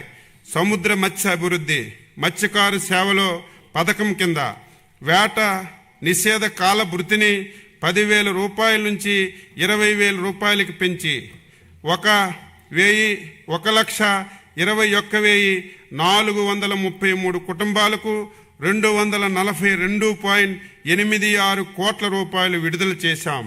డీజిల్ సబ్సిడీగా 50 కోట్ల రూపాయలతో 21,574 పడవలకు లబ్ధి చేకూర్చబడుతుంది. భద్రత మరియు రక్షణ కోసం 4,274 పడవలకు ట్రాన్స్పౌండర్లు ఏర్పాటు చేసి 27,626 మత్స్యకారులకు రక్షణ కల్పించాం. పిఎంఎంఎస్వై కింద 823 పడవలను మరియు వలల యూనిట్లను సరఫరా చేశాం. జీవి వైద్యం పెంపు కోసం 22 కృత్రిమ రీఫుల్ని 7.7 కోట్ల రూపాయలతో ఏర్పాటు చేశాం. ఫేజ్ 2 కింద 162 కృత్రిమ రీఫ్ యూనిట్లకు 50.22 కోట్ల రూపాయలు మంజూరు చేయబడింది. అత్యంత లాభదాయకమైనటువంటి సముద్ర నాసు సాగుకు 7 పైలట్ ప్రాజెక్టులను ప్రారంభించి 1,440 మంది మహిళా ఎస్హెచ్జీలకు శిక్షణ ఇచ్చాం. భవిష్యత్తులో దీనికి పెద్ద ఎత్తున ప్రోత్సహిస్తున్నాం. ఆక్వాకల్చర్ అభివృద్ధి బాపట్ల జిల్లాలో 88.08 కోట్ల రూపాయలతో ఇంటిగ్రేటెడ్ ఆక్వా పార్క్ నిర్మాణంలో ఉంది. ఎఫ్ఏఓతో కలిసి GEF 8 కింద 110 కోట్ల రూపాయలు 5 ఏళ్లలో ప్రాజెక్టును అమలు చేస్తున్నాం. మత్స్య అభివృద్ధి కింద 481.78 లక్షల చేప పిల్లలను 3,458 జలాశయాల్లో విడుదల చేయడంతో 2.17 లక్షల మత్స్యకారులకు లబ్ధి చేకూరింది. 102 PFCSలను FFPOలను తయారు చేశాం. 2026-27 ప్రతిపాదనలు: చేప పిల్లల విడుదల, ఐస్ బాక్సులు, ఫిష్ సీడ్ ఫాముల నిర్వహణ, పడవల మరమ్మతులు, ఏరేటర్లు, కోల్డ్ స్టోరేజ్లు, చెరువుల ఆటోమేషన్ వంటి కార్యక్రమాలను ప్రతిపాదించాం. CSS, PMMSY, హ్యాచరీలు, బయోప్లాక్ యూనిట్లు, ఐస్ ప్లాంట్లు, ఫీడ్ మిల్లులు, హార్బర్లు, ఫిషింగ్ ల్యాండ్ సెంటర్లు, కృత్రిమ లీఫ్లకు గాను 398 కోట్ల రూపాయలను ప్రతిపాదించాం. PMMSY 2 కింద కొత్త బోట్లు, వలలు, ఇంజన్లు సరఫరా చేయడానికి చర్యలు తీసుకుంటున్నాం. 2026-27 సంవత్సరంలో మత్స్యరంగ అభివృద్ధికి 523.525 కోట్ల రూపాయలు ప్రతిపాదిస్తున్నాం. ఆచార్య ఎన్జీ రంగా విశ్వవిద్యాలయం, వ్యవసాయ విశ్వవిద్యాలయంలో సాంప్రదాయ విద్య మరియు పరిశోధనలో మార్పులను తీసుకొస్తూ క్లాసు రూముల్లో అభ్యాసాన్ని తగ్గిస్తూ క్షేత్రస్థాయి అభ్యాసానికి ఎక్కువగా ప్రాధాన్యత ఇస్తున్నాం. అధిక దిగుబడి ఇచ్చే కొత్త వంగడాలను పరిశోధనలపై ప్రత్యేక దృష్టి సారిస్తున్నాం. వ్యవసాయ డ్రోన్లు పైలట్ సెక్షన్లో DCCI ధృవీకరణ పొందిన మొదటి వ్యవసాయ విశ్వవిద్యాలయం. ఇప్పటి వరకు 534 మందికి డ్రోన్ పైలట్లుగా శిక్షణ ఇచ్చాం. కుప్పం, బాపట్ల, పల్నాడు, విజయనగరంలో కొత్త కృషి విజ్ఞాన కేంద్రాలు ఏర్పాటుకు ప్రతిపాదనలు ICARకు పంపించాం. 2026-27లో ఆచార్య ఎన్జీ రంగా విశ్వవిద్యాలయం కోసం 504.11 కోట్ల రూపాయలు బడ్జెట్లో ప్రతిపాదించాం. డాక్టర్ వైఎస్ఆర్ ఉద్యాన విశ్వవిద్యాలయం నూతన పరిశోధనలు ప్రాజెక్టుల కొరకు 10.86 కోట్ల రూపాయలతో 11 తేనెటీగల అభివృద్ధి ప్రాజెక్టులను చేపడుతున్నాం. Araku coffee production and value ఎడిషన్కు, cocoa beans processing and chocolate మేకింగ్కు, వాల్యుయేషన్ ఆఫ్ బనానా, సూడో స్ట్రై మొదలగు కార్యక్రమాలు చేస్తున్నాం. నాణ్యమైన మొక్కలు, విత్తనాల అభివృద్ధి కొరకు కొబ్బరి, టిష్యూ కల్చర్, కోకో, అరటి, మామిడి మొక్కలు, అంటుజీడి మామిడి మొక్కలు మొదలగు అధిక దిగుబడి ఇచ్చే మొక్కలను రైతులకు సరఫరా చేస్తున్నాం. RKVY ప్రాజెక్టు కింద విశ్వవిద్యాలయం పరిధిలో 13.13 కోట్ల రూపాయలతో నూతన కార్యక్రమాలను చేపట్టాం. 2026-27లో డాక్టర్ వైఎస్ఆర్ ఉద్యాన విశ్వవిద్యాలయం కోసం బడ్జెట్లో 97.99 కోట్ల రూపాయలు ప్రతిపాదించాం. శ్రీ వెంకటేశ్వర పశు వైద్య విశ్వవిద్యాలయం దేశంలో మొట్టమొదటిసారి పశు సంవర్ధక డిప్లొమా కోర్సును ఈ విశ్వవిద్యాలయంలో ప్రారంభించాం. ర్యాబిస్ వ్యాధిని గుర్తించడానికి అత్యాధునిక పరిశోధనల చాలను విశ్వవిద్యాలయానికి కేటాయించబడింది. ఈ విశ్వవిద్యాలయానికి 2025-26 సంవత్సరానికి 113.04 కోట్ల రూపాయలు వివిధ విభాగాల అభివృద్ధికి కేటాయించబడింది. సుమారు 208 లక్షల ఒంగోలు జాతి, 132 లక్షల పొంగనూరు జాతి వీర్య నాలికలు, 900 వనరాజ కోళ్లను రైతులకు అందజేశాం. స్వజాతి పశువులను అంతరించిపోకుండా వాటి ద్వారా ఎక్కువ పాలు ఉత్పత్తి చేసే విధంగా తయారు చేయడానికి పశు వైద్య విశ్వవిద్యాలయం తిరుమల తిరుపతి దేవస్థానంలో ఒప్పందం కుదుర్చుకుంది. 2026-27లో శ్రీ వెంకటేశ్వర పశు విశ్వవిద్యాలయం కోసం బడ్జెట్లో 163.01 కోట్లు ప్రతిపాదించాం.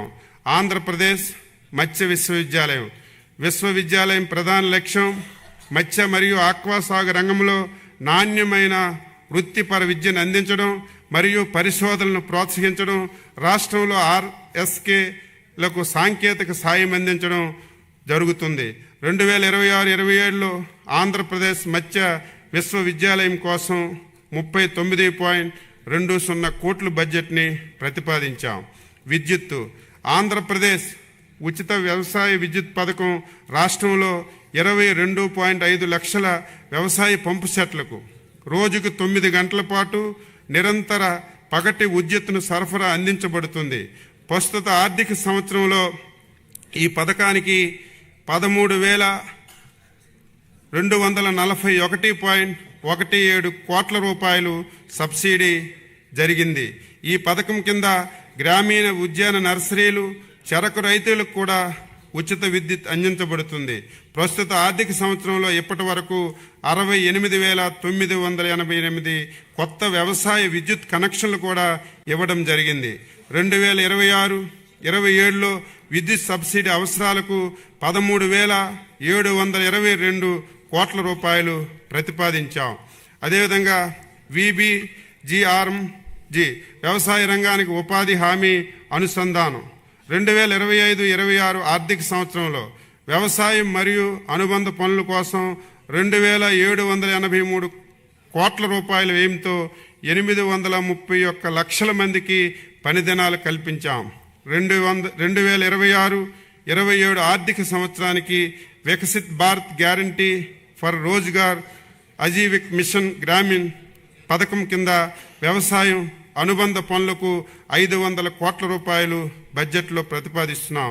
ఎన్టీఆర్ జలసిరి 2026-27లో ఎన్టీఆర్ జలసిరి కార్యక్రమం కోసం బోర్లను ఉచితంగా వేయడానికి, మోటార్లను ఉచితంగా పంపిణీ చేయడానికి ప్రణాళిక సిద్ధం చేశాం.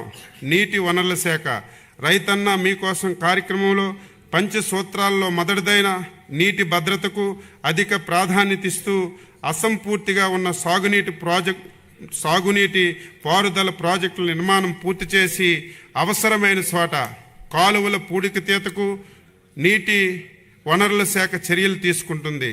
సాగు నీటిపారుదల ప్రాజెక్టుల నిర్వహణకు 2026-27లో 14,276.89 కోట్ల రూపాయలు ప్రతిపాదిస్తున్నాం. రాష్ట్ర ప్రభుత్వం తరపున వ్యవసాయం మరియు అనుబంధ శాఖల బడ్జెట్ 2026-27 సంవత్సరానికి గాను మొత్తం 53,752.12 కోట్లు ప్రతిపాదిస్తున్నాం. నేల, నీరు, రైతు ఈ మూడింటిని భద్రతే రాష్ట్ర భవిష్యత్తుగా మన మంచి ప్రభుత్వం భావిస్తుంది. ఇక ముందు కూడా ఇదే దీక్షతో కర్షకుల అభ్యున్నతికి కృషి చేస్తామని సభాముఖంగా మనవి చేస్తూ 2026-27 బడ్జెట్ను గౌరవ సభ ఆమోదం కోసం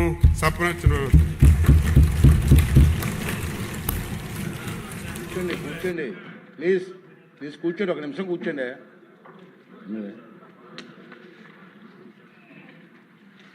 ఈరోజు